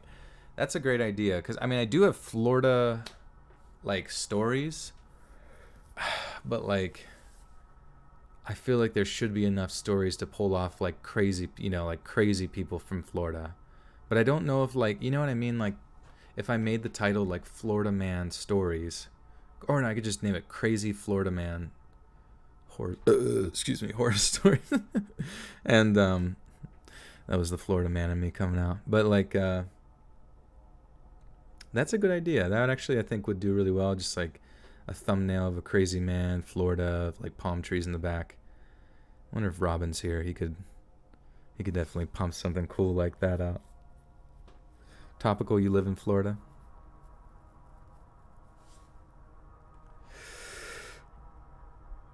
I was happy to be out. One of the first things I did after moving was tell people about the incident online. I wanted anyone who was thinking about moving into this apartment to know about what had happened, that my stuff had been misplaced or missing throughout my time living there, and I had to move after seeing my landlord in my apartment going through my stuff right in front of me as I was asleep. I have kept my job and decided to stay in Boston. I've been really happy now that I have a good landlord, and looking back, I should have just listened to my first instinct on that guy. If somebody gives you a weird feeling, there's normally a good reason for it.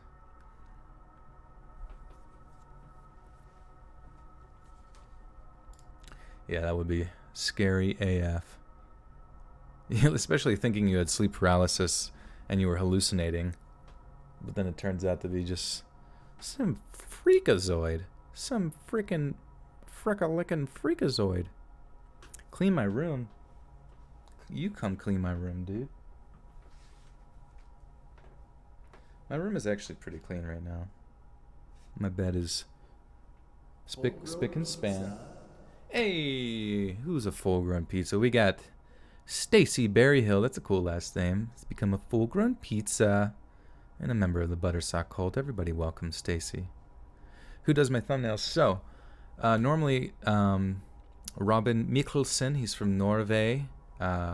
He is really talented at Photoshop and 3D rendering and animation and all that kind of stuff. So he does most of my thumbnails. But then recently, Lazy Masquerade turned me on to this guy named Anthony Salinas, who does custom art for the commission of a low price of $10 per thumbnail. So every time you guys donate, it's going right to the thumbnails.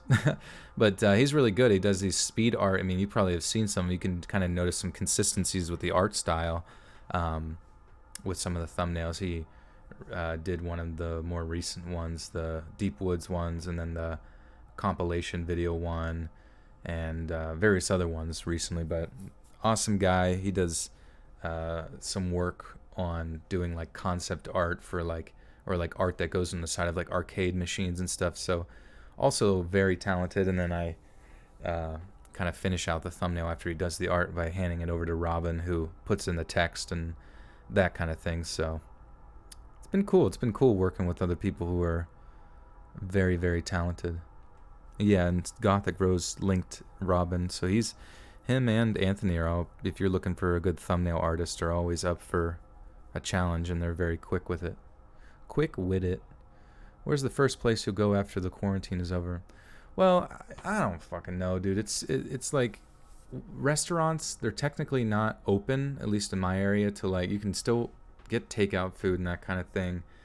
But like, I just want the gyms to be open. I just want to go lift some mother freaking weights and get swole AF, and just have the freedom to go about my life, you know, because so much of the entire thing has just been causing so many issues, whether it's 40 million people unemployed, or, you know, Walmart gets to stay open, but like mom and pop shops are like not able to, or they're prosecuted by local authorities, state authorities for doing so, which is good to see, like certain people pushing back against that kind of stuff, or individuals that were, you know, charged with certain things being dropped, and then seeing also like certain sheriff's departments saying that they, you know, aren't going to enforce particular laws. It just pisses me off, because the whole thing there's so much confusion to it already, that it's just like it continues to compound upon itself whenever the state thinks that it knows what's best for your life, you know what I mean? And I'm just sick of it. And I know that things are kind of opening to a more limited basis to like more businesses or whatever. Like, I guess now, we can go to like Best Buy or some shit, you know what I mean? And as long as you wear a mask, and but it's like, how long is that shit gonna go on? Like, who is the grand arching authority? I guess it's the state governments, you know what I mean, that get to decide how long you get to just keep a big mask on your face. It's like, if you're immune compromised, you're an elderly person, like, protect those people, you know what I mean? But it's like our immune systems,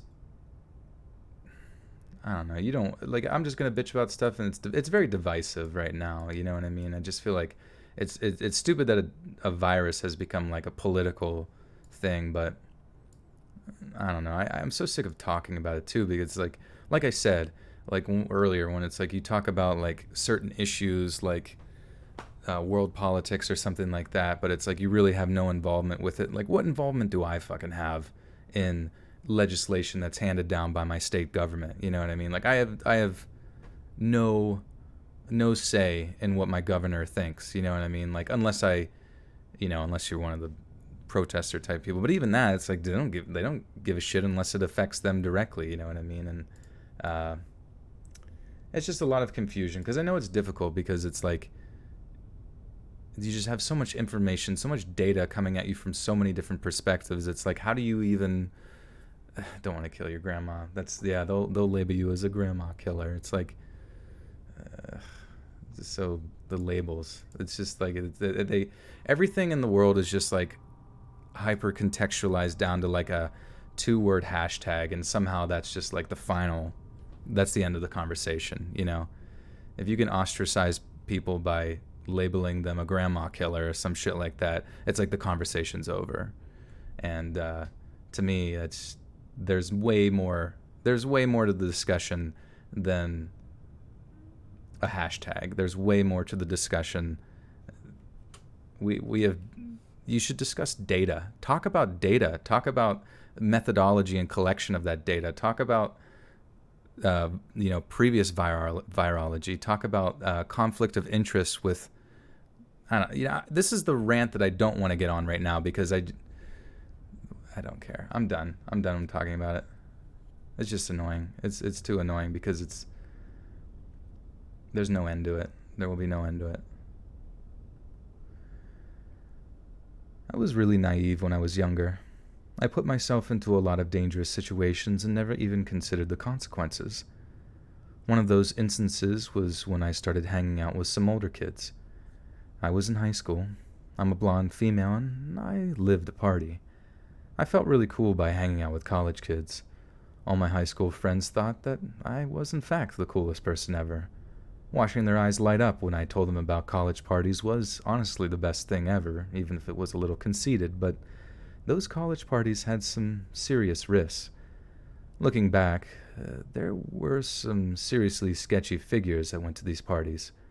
I'm not going to bore you with all of the details, but I know that there were some hardcore illicit substances available every single time. Thankfully, I had the sense to avoid any stuff like that. There was one of these parties that changed my life, forever. I remember it being a Friday, and I got the usual text message invite to one of those wild parties. The parties always went down at one guy's house. Shit. Your sister's immune compromised due to the warfarin she takes due to a genetic blood disorder. I'd rather say, yeah, then that's your decision for your family. You know what I mean? Like, then you guys protect yourself, you know? Then that's individualized approaches, assessment risk that is individualized. Assess your risk individually. That's how life works. You know what I mean? So it's, you gotta, I was in fact the coolest person. That was a pretty funny line. I was in fact the coolest person ever, guys. Dolly Dolce with the $2 says, I'm Joel. Thanks for coming to my TED. I mean, it's like the TED, like, I don't like to get on these rants, but it's just like people really dumb down stuff way too much to just sort of like internal, like, emotions. But like, these are decisions made on a grand scale, like, whether it's for 40 million individuals who are now on unemployment or close to it, you know what I mean? Like, these are responses that guide policy. And you honestly wonder to what degree that there's conflict of interest in who's deciding these policies, who's generating the conversation, who's limiting the conversation in many angles, or deleting information, things of that. We can go into more of this in like my Discord. It gets me really irritated talking about it, I guess, to a large extent, because I know that a lot of the times people's response to it are just solely emotional, but this is a really strange time in history, I want to say, because the response to this has been odd, to say the least. As a community, we have to look out for our weakest or be heartless barbarians. I don't think that's not, once again, labeling people heartless barbarians. That's not how you want to.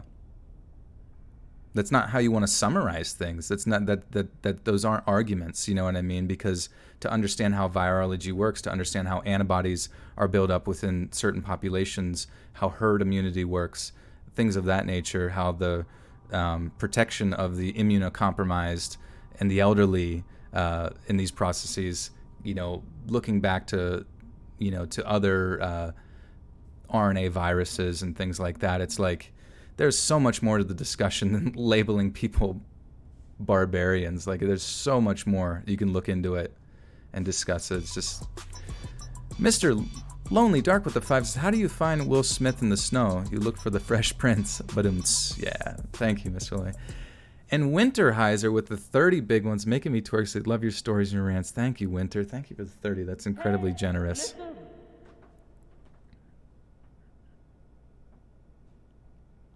It's a freaking plague. I don't like when you write these things, when you write them in, do they? I'm not trying to come off rude.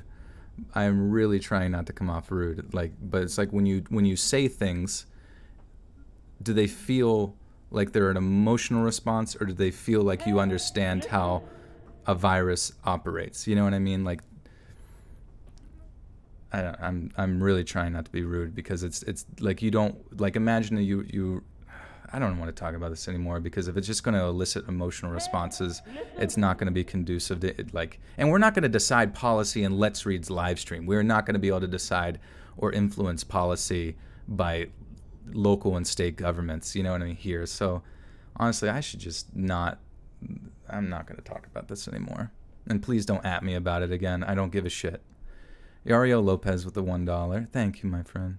And Dolly Dolce with a 5 says, off topic, I have to say goodnight to my daughter, Diana, who's listening at a friend's house. I love you, Hafer. Good night. Thank you, Dolly. Thank you.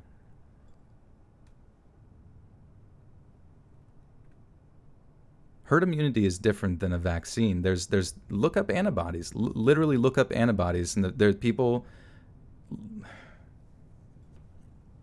Look it up. Just look it up. Your immune system fights these kind of things every single day.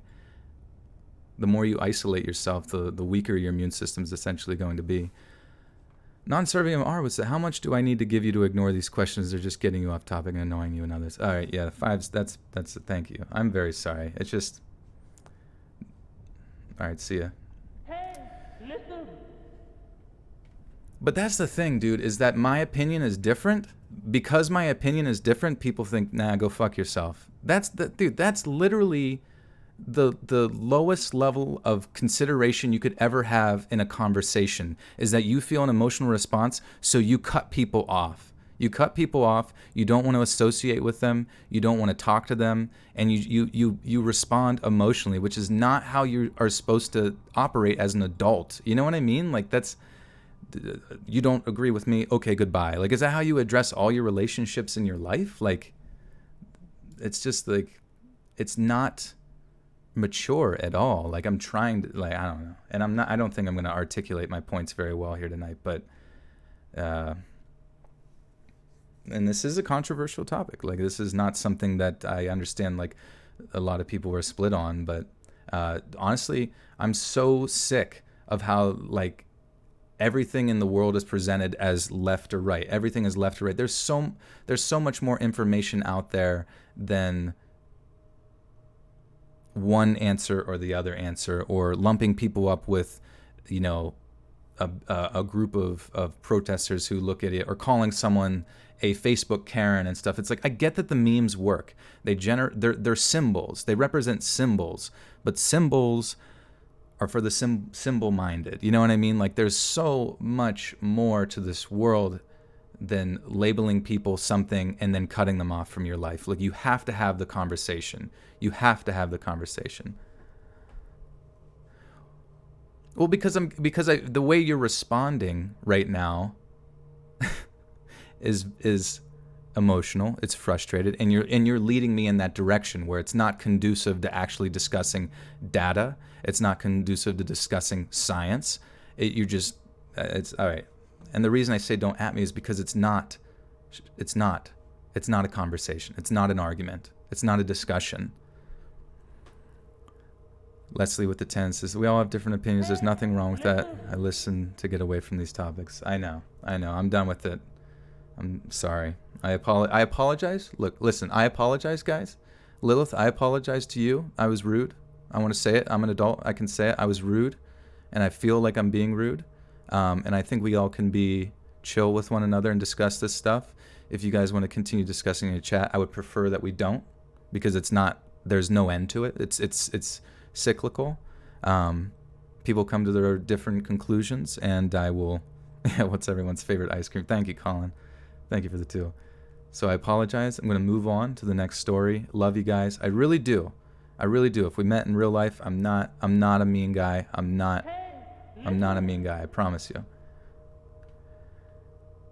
The parties always went down at one guy's house. His name was Jake, and he was old enough to live on his own. I don't know what kind of family background he had, but he was a senior in college and owned his house. He was a bit of a rich snob, and for some reason, he couldn't get enough of these parties. Another weird thing about him was that he had a strange liking of me, almost like he pretended he was my dad, but a little perverse. There were a couple of times that he would hold me in front of the whole group, like literally lift.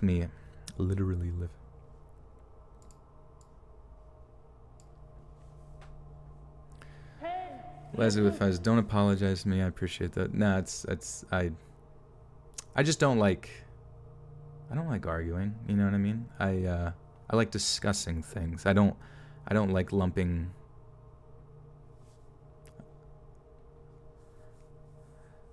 I don't like the direction that conversations have sort of devolved to in the modern sense, where you kind of get debased into something like a barbarian. Like, that's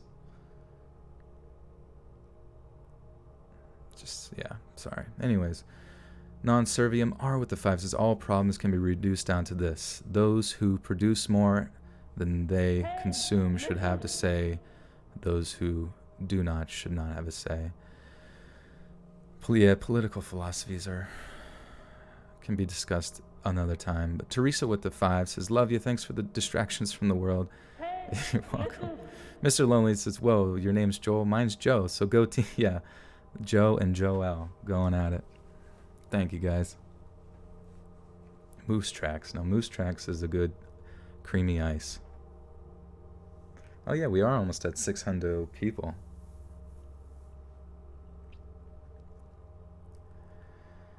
Like, literally lift me up and hold my entire body like I was a child. It made me really uncomfortable, but I didn't want to make a scene, especially because he was kind of like the leader of the group. As you might imagine, most of the people that ended up at these parties were friends of his. No one that wasn't his direct friend was allowed in. He was very much opposed to letting in strangers or friends of friends because he was anxious about all the illegal stuff we were doing at these parties. And looking back, there was probably quite a bit of stuff that I didn't actually know about. I was the kid in the whole group after all. Anyway, back to this Friday night, I remember there being more people than usual. It was normally not more than 20 or so people, and this night was chaotic. I'm not sure the exact number, but there had to have been at least 50 people at one point. There were groups of people that came and went, which was also a little unusual. I remember this night particularly well up until a certain point. I ended up taking some LSD to try it out. I had only ever smoked some green before, and everyone was feeling a little adventurous tonight, including myself. I had a really bad trip, and I realized that this stuff was not for me. I don't really remember too much from that night after that, if I'm going to be completely honest with you. But the scary part isn't so much what happened that night. It happens when I wake up. I live in a nice, smaller city right outside of Nashville. And do you want to guess where I woke up? Detroit, Michigan. I just remembered opening my eyes to see the most run-down house I've ever seen in my life. No idea where I was at first. There were other people around the house too, but most of them were unconscious. By the looks of it, they were pretty rough. Mostly girls, but a few men. I had been laying down on my couch that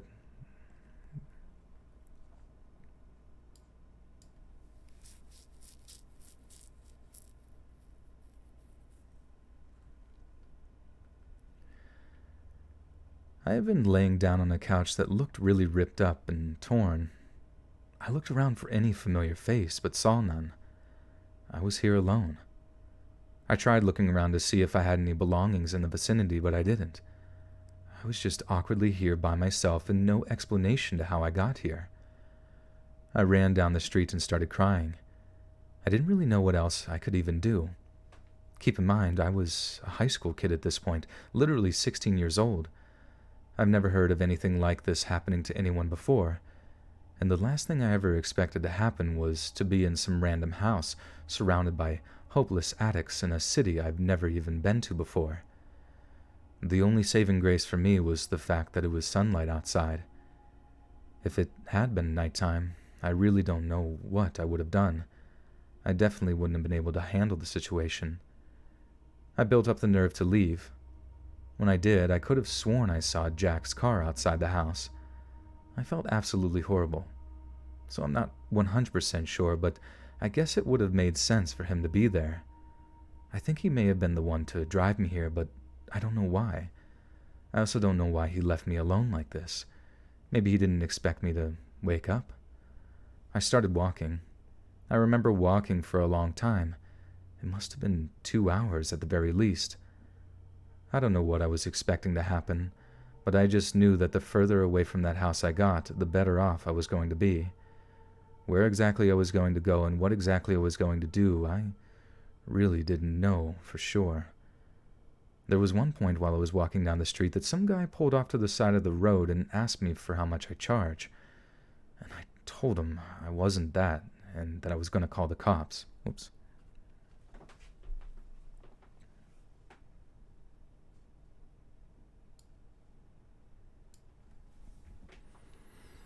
Deep fried cheesecake. Holy shit, dude.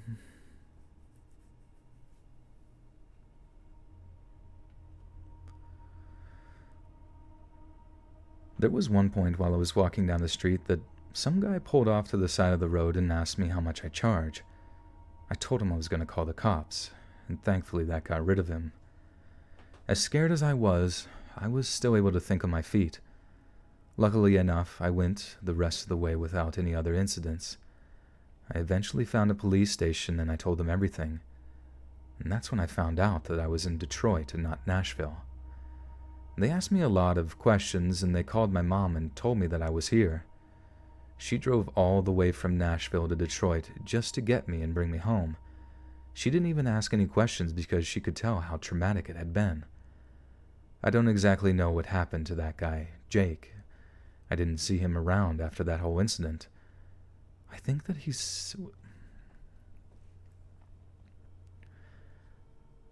was involved somehow. Like he sold... I think that he was involved somehow. Like he sold me to someone or something.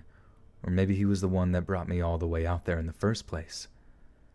That was pretty much the end of my party, life, and friendships with any of those college kids. I was livid. Here I was, the youngest of the group, literally drugged and kidnapped and brought halfway across the country at a party that I went to. None of them even cared, None of them even cared enough to check up on me throughout the party or make sure I got home safely. And here's the worst part. None of them even called the police after I was gone. For all I know, the rest of them were in on the whole thing. If I had been sold into some kind of trafficking circle, that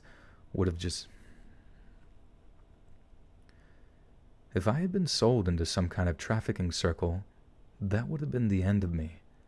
No one would have even known where to look. I don't really know what happened or why it happened the way it did. I'm not very curious about any of it either. All I know is that I'm just happy to be alive. I was probably in some serious danger and didn't even realize it at that party, that night. I don't really understand. How the fuck far is... Hey, listen. Natalie with the 5 says, you have the voice of an angel. Please serenade me forever. Thank you so much. Thank you. I don't really understand where... Okay, let's see. Detroit, Michigan to Nashville, Tennessee, presumably, right? Oh, 8 hours. Okay. That is quite a drive, but I guess it's... I don't know why I was imagining... Because it's more of like from Nashville to Detroit, Michigan is more of like a northeastern direction, like vertical northeast, via I-75. For some reason, I was like thinking it was like this freaking 20-hour ride or something like that. But I guess 8 hours is... But I feel like there should have been like some sort of forensics done on the person, like a toxicology or some shit, or investigating who this dude was. But I guess she never saw him again. Weird.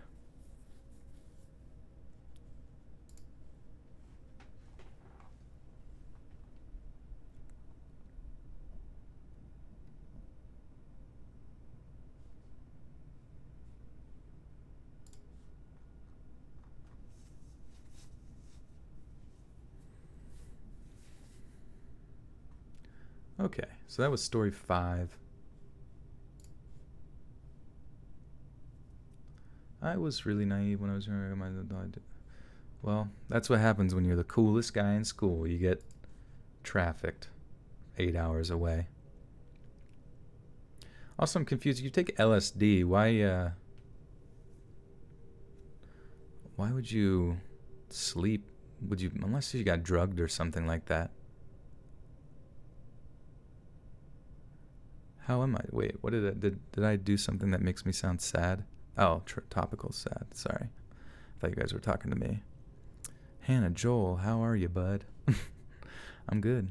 I'm chilling.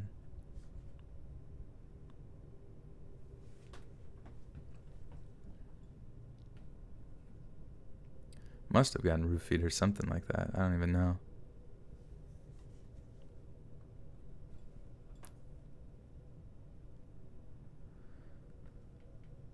This story happened to me a few months back. I'm a 19-year-old girl and I'm currently a college student. I always needed a job to keep my head above water to afford college. I came from a lower middle class home and knew that it was going to be difficult getting through college. I lucked out and had a decent tuition with grants and scholarships, but I still had to pay for cost of living and everything else. I went to a pretty good college. The only problem was that it was really far away from my parents. Like, we live on the East Coast, and I was going to school on the West Coast kind of far. I had a job lined up before I moved. I smirched. Assassin's Creed Valhalla. Yeah, I'm curious, did they show gameplay for that or anything? Because I've been pretty disappointed in the past, like, Assassin's Creed games. Will I do more stories on Spotify? I will, yeah. So, stories just went up this past Monday, and then I post my podcast to wherever you get podcasts at, whether it's Spotify, Apple Podcasts, etc. I post those every 2 weeks, so those are like the compilation videos. So definitely keep an eye out for that. That should be, if that was Monday the 4th, the next one will be Monday the 18th of May.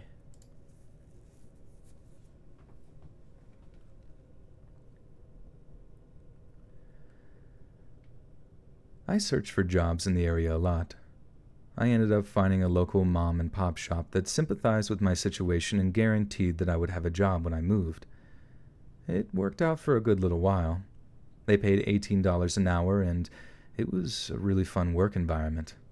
It was a family-owned business, and everyone in the family was always really nice.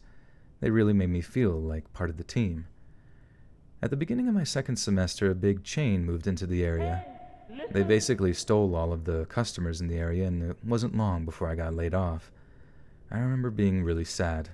Not just about losing my job, but because this family-owned business that's been in operation for 10 years that's now close to shutting down because someone opened a Subway across the street. I struggled to find another job for a couple of weeks. I ended up applying to become an Uber Eats driver. The pay wasn't amazing, but I had the ability to work wherever I wanted, whenever I wanted. Oops. Venus Flytrap with the 2. Thank you. Thank you, thank you.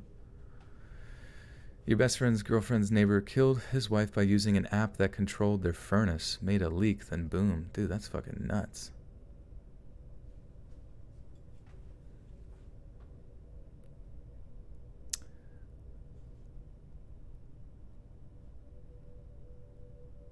What about Darkness Prevails? I'd rather hear my voice. Yeah, were we talking about Darkness Prevails? Sometimes I wonder if the chat's like, some of the chat's like really behind, but I can never tell. Someone did mention something about Darkness Prevails during a tweet earlier today, but...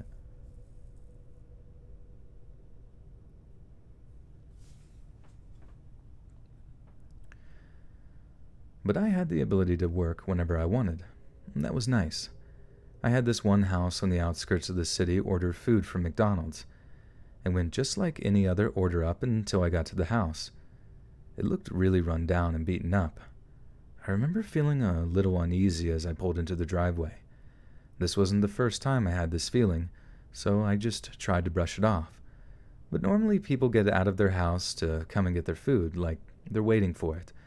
It's not a surprise when I get there for those people. But it was for this guy, because I had to actually go up and knock, which I really disliked. I remember walking up this driveway that was made of the worst concrete I'd ever seen. It looks like it was covered in dirt or something. I made my way up to the front door and rang the bell. I didn't hear any sound from the inside and assumed that it just didn't work. I then proceeded to knock. I waited a couple of seconds and then he came to the door. The guy was literally wearing a Snuggie. I just kind of hoped that he had something on underneath it. I asked him how his night was going and he said fine. I handed him his food and turned around to leave. "Wait," he said. I turned around to see this guy in a Snuggie walk up to me and hand me a $50 tip. "Wow, that's a lot. Thanks so much," I eagerly exclaimed. He gave me a cheeky smile and told me to drive safe. I really wanted to believe that he was just being nice, a sort of wholesome guy. My creep radar was definitely going off a little bit, but I told myself I was just being judgmental. Fast forward to the next night. I'm working again. I see another person wanting the same meal from McDonald's. Despite being a little off, the guy left a really nice tip. I thought this would be a good chance to make a little extra cash. I decided to take the order and started on my way. This time was a lot different, though. When I went up to deliver the meal, he was ready for me, like he was excited to see me. He was dressed in a tuxedo and everything. I walked up to him and gave him his meal. He took it and said, "Thanks." Then he handed me a rose. A freaking rose. I was like, what the heck, in my head. I was feeling really uncomfortable at this point, and my creep radar was off the charts now. That's when he told me he wanted to show me something. He told me to just stand in his driveway. He pulled out a remote out of his pocket and pressed a button on it, and the garage door started to open. When I got about halfway up, I noticed that there was an entire date room in this guy's garage, like a fancy table, 2 chairs, flowers, and an ice sculpture. A freaking ice sculpture. It was honestly shocking.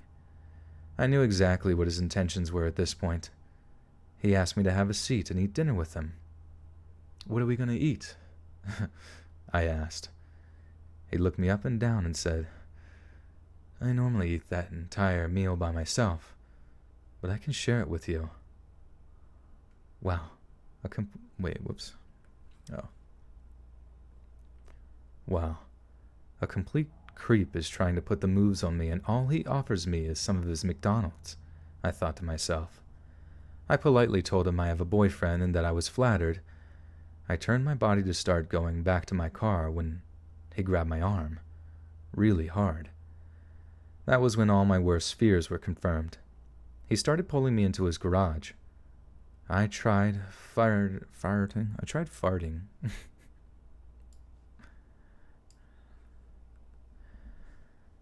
tried fighting as much as I could, but he was a lot stronger than I was.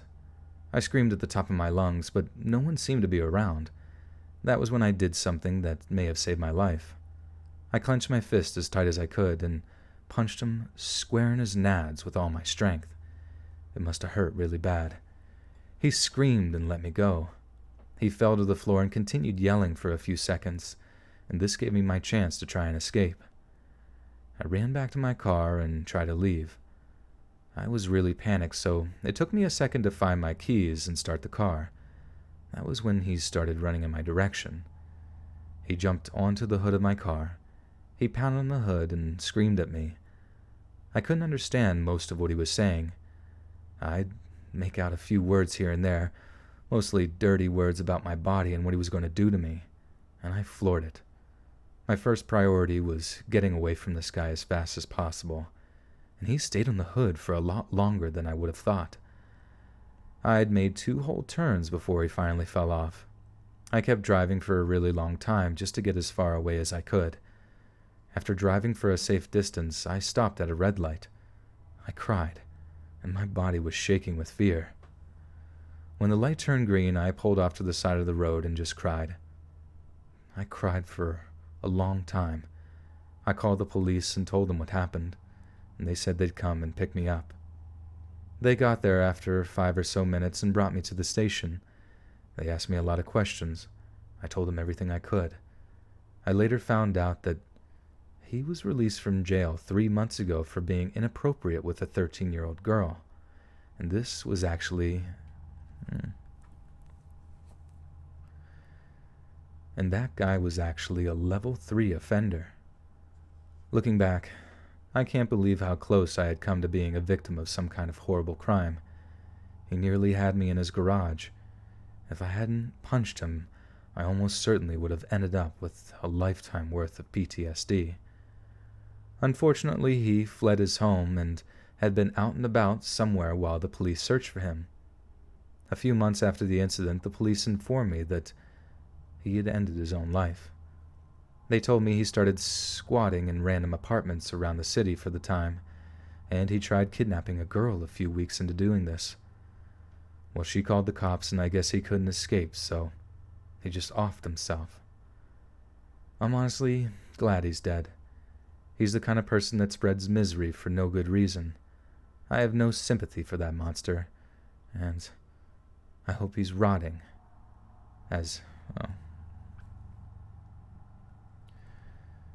and I hope he continues to rot. That story does kind of sound familiar. I don't know why it sounds, but I don't think it is at the same time. Maybe it's just because the guy killed himself. I'm not really sure.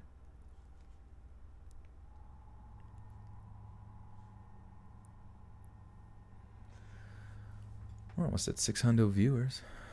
What happened to Susie? I've been married 10 years today. Hey, nice. Congrats. 10 years is a long time. Guess it flies by kind of too.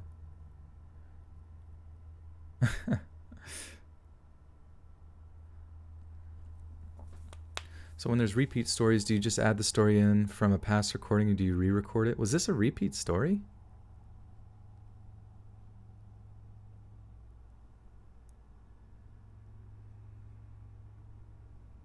I would have remembered this hype sculpture part.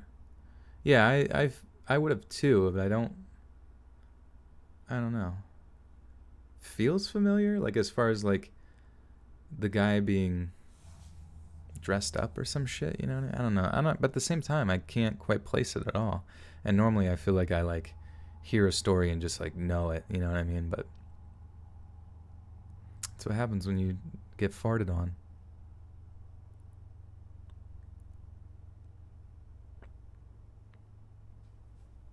Yeah, the compilation videos, like the 3-hour ones, those are the repeat ones you hear, like but I only do that once a month just to like promote the Because people kind of like the best of compilation stuff, and I do it to help promote the podcast and stuff like that, and people enjoy like the long videos. But yeah, so the stuff on Spotify are actually like the compilation videos from stories that are like, I think almost like 3 to 6 months old. So the stuff you're hearing on Spotify, like you will hear first on YouTube. So everything new comes out on YouTube first, and then over a period of time will be released on Spotify. So, hi, kitty.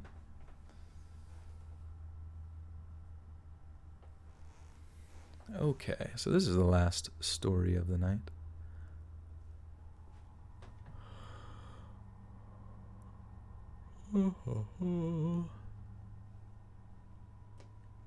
The pizza delivery story where the guy fled then got killed in a car chase.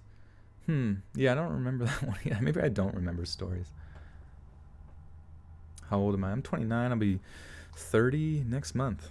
Weird.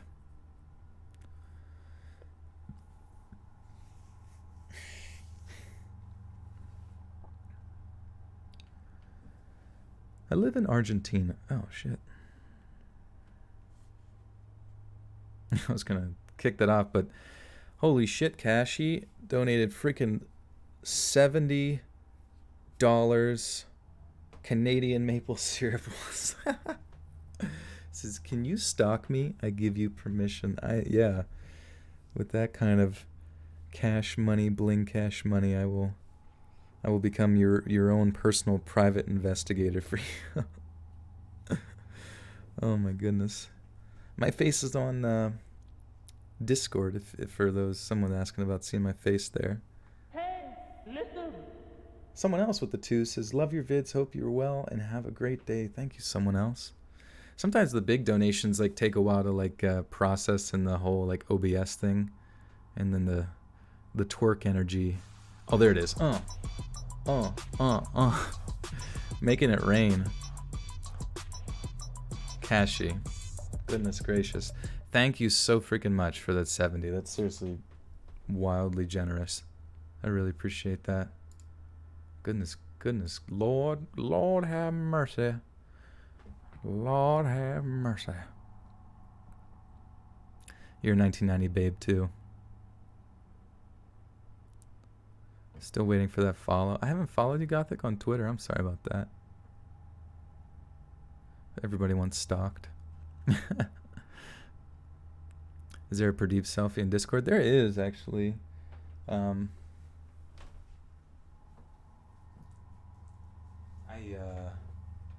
got pictures of him, pictures of me. Some videos, too, of like ASMR videos I've done with on my buddy's channel. I live in Argentina. Nowhere exciting or anywhere that you've heard of. It's a small town a couple of miles outside of Cordoba. You may have heard of Cordoba. It's one of the biggest cities in the country. My hometown is just far enough that we get many benefits of living close to a big city, but not a lot of its problems. The only downside is that small town in Argentina. Oops.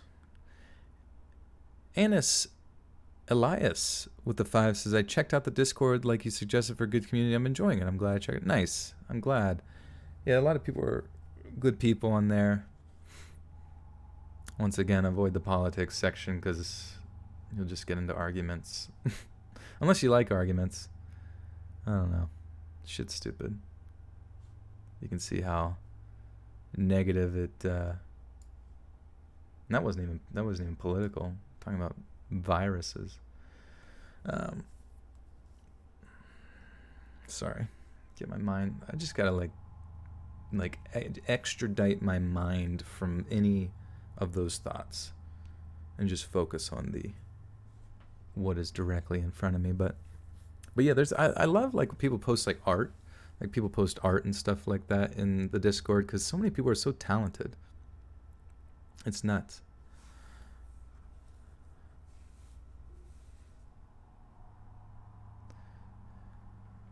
The only downside is that small town Argentina is very conservative and I'm gay. It's not as homophobic as other Latin American nations, but once you get outside of the cities, it becomes almost dangerous. I had a Grindr account. Pradeep. Hold on a second, let me let him out real quick.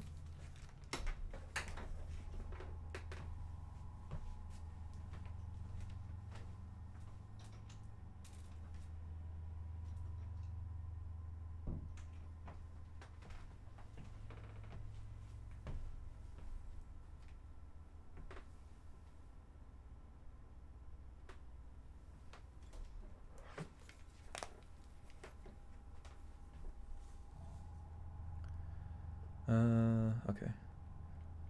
I had a Grindr account. Most guys in my town don't actually use pictures of their faces. They don't want to get exposed to the homophobes in the town. So, only after talking to a guy for a while will you exchange selfies. I met this one guy early on and we really hit it off. He was really nice, maybe the nicest seeming guy I'd ever met. We started talking in the afternoon and we had exchanged selfies by nighttime. We talked all night long. I'm not going to lie to you, I was head over heels for this guy. We made plans to meet later in the week. We were going to meet up at a coffee shop on a Thursday afternoon. It seemed normal enough. We both had the understanding that we were going to have to keep the relationship private and not have any public affection. Oh, fuck.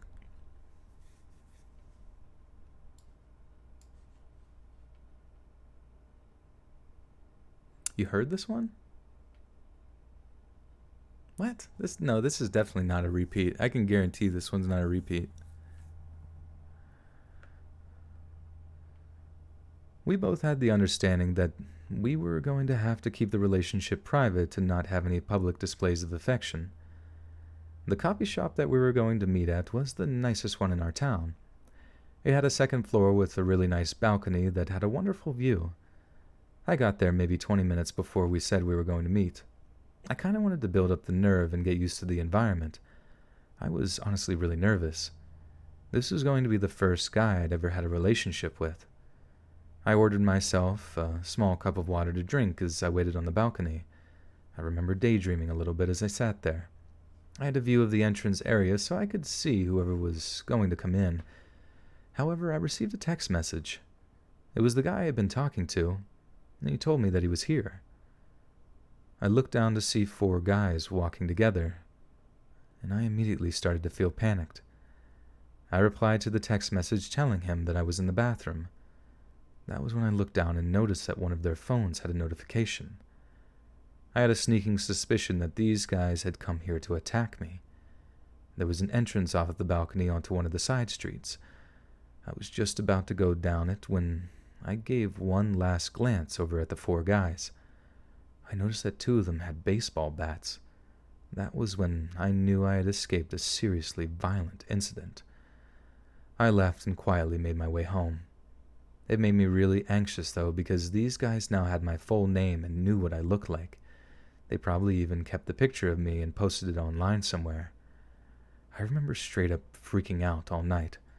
Not only was I extremely disappointed by not getting to date someone, but now I had to literally fear for my life. On some level, I knew that these guys might be guys that were just trying to pull a prank on... On some level, I knew that these guys might be guys that were just trying to pull a prank to be mean, but I wasn't sure if it was that or a violent group of people who literally wanted to end my life. For the rest of the week, they kept trying to contact me. I blocked him on Grindr, but then he texted me. I blocked his number, but then another one of them texted me claiming to be the guy's cousin. He kept asking why I stood him up at the coffee shop and that he really wanted to get to know me. I knew it was all just a ploy. I remember one night after the incident. I was walking home after bringing my grandmother some things my mom had borrowed. It had been really late at night. I'm kind of a procrastinator. It had been a couple of weeks and I knew that if I didn't do it right then and there that night, it was going to get done.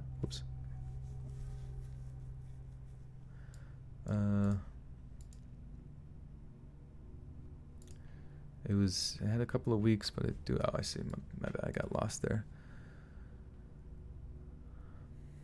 The hoodies. Oh, yeah. Yeah, everything's kind of done through Spreadshirt, so I don't have a lot of info on, like, the merch other than, like, what the designs are and stuff.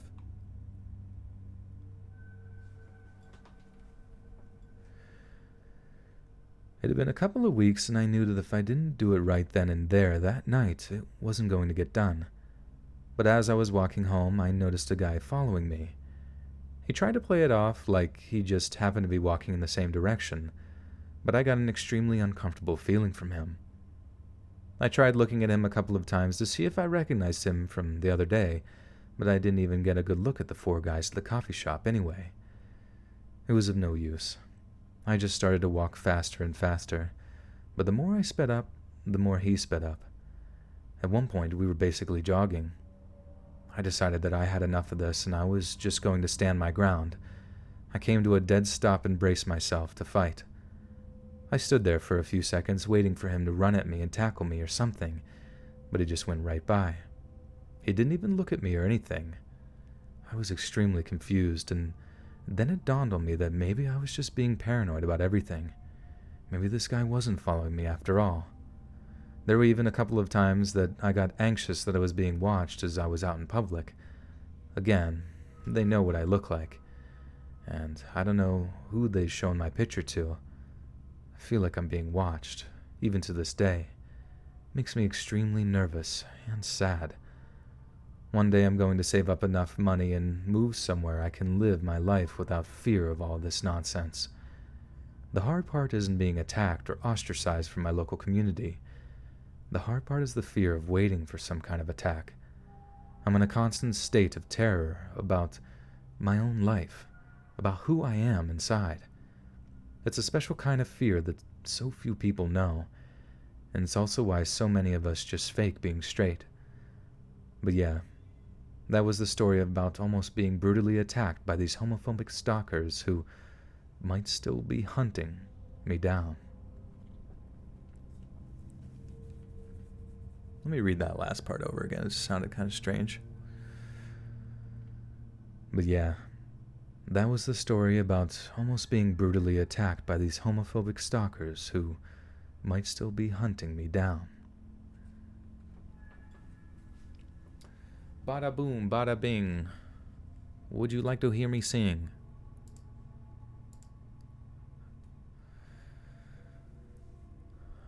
How much the hoodies are. How much are the hoodies on Spreadshirt? I'm not really sure. I feel like clothing in general is just so freaking expensive. Especially hoodies. Hoodies can be like $40 to $50 sometimes, which is like insane. Also, I'm about to read this little outro here. If you guys got anything cute you want me to say at the end.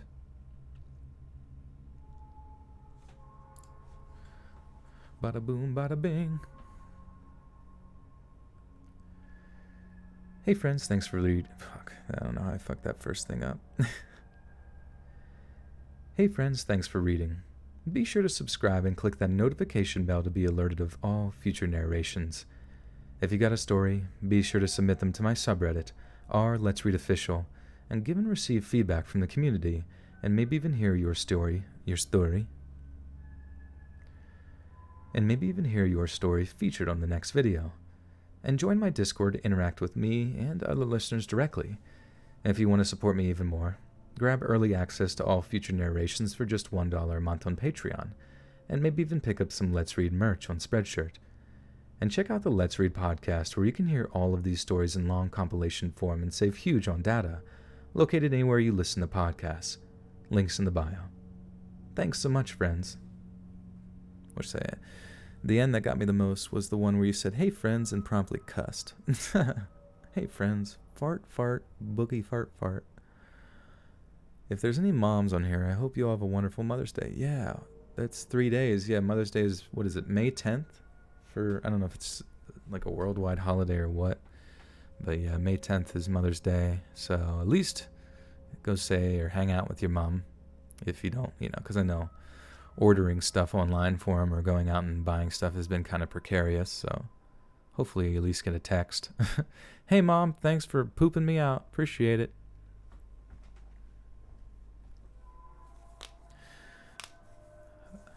Joel Joseph says hi. Who's that? Or, oh, Joel, comma, Joseph says hi. I see. Hello, Joseph. MILF Day. National MILF Day. And remember, Doremi. Doremi. Jacqueline with the 10 says, damn it, I made it. Just in time for the finale. I'm sorry, Kashi. It's still weird to be celebrated on Mother's Day, and I've been doing this for 10 years. You're a mom.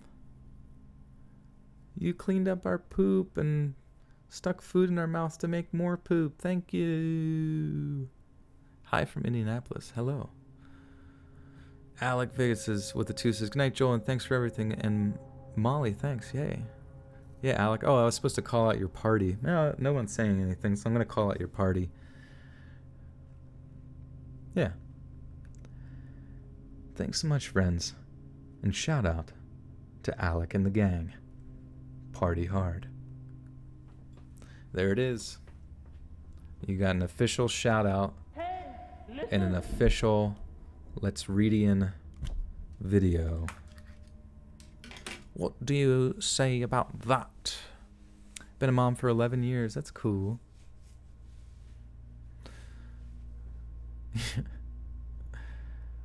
Well, guys, thank you so much for being here. Apologize if I ever get negative about random shit, you know what I mean? Different topics and stuff.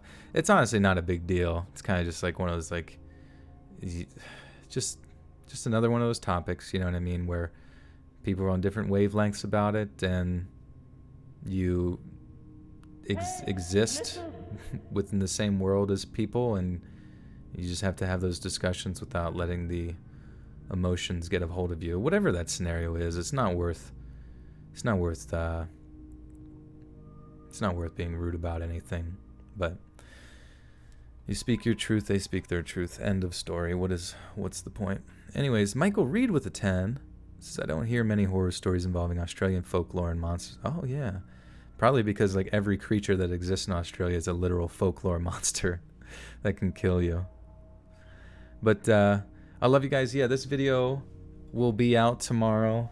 What time is it? It's not even midnight, so we're good. We'll be out tomorrow, 7 p.m. Eastern Standard Time. And yeah, keep an eye out for that. It's going to go up first on Patreon. It's only $1 a month to get early access. We'll probably be editing after this in the Discord if you guys want to hang out and chat. Hopefully I'll be in the Discord. I'm not sure, but your kids have 4 legs, and Joseph. Kids have 4 legs. Oh my goodness. But yeah, shout out to all the MILFs here for Mother's Day. I guess I might even stream on Mother's Day if I'm not hanging out with mi madre. But then I can be an official MILF stream. But yeah, once again, thanks guys for all the donos, just being here, the shares, the love, the kindness, and just accepting that I'm a human being, you know, with blood and poop swirling around my body. So thanks for that.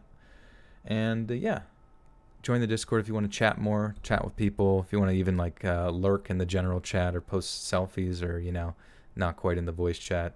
Always happy to have people. But yeah, keep an eye out for this video. Follow me on social media. Let's Read Creepy on Twitter. Let's Read.official on Instagram.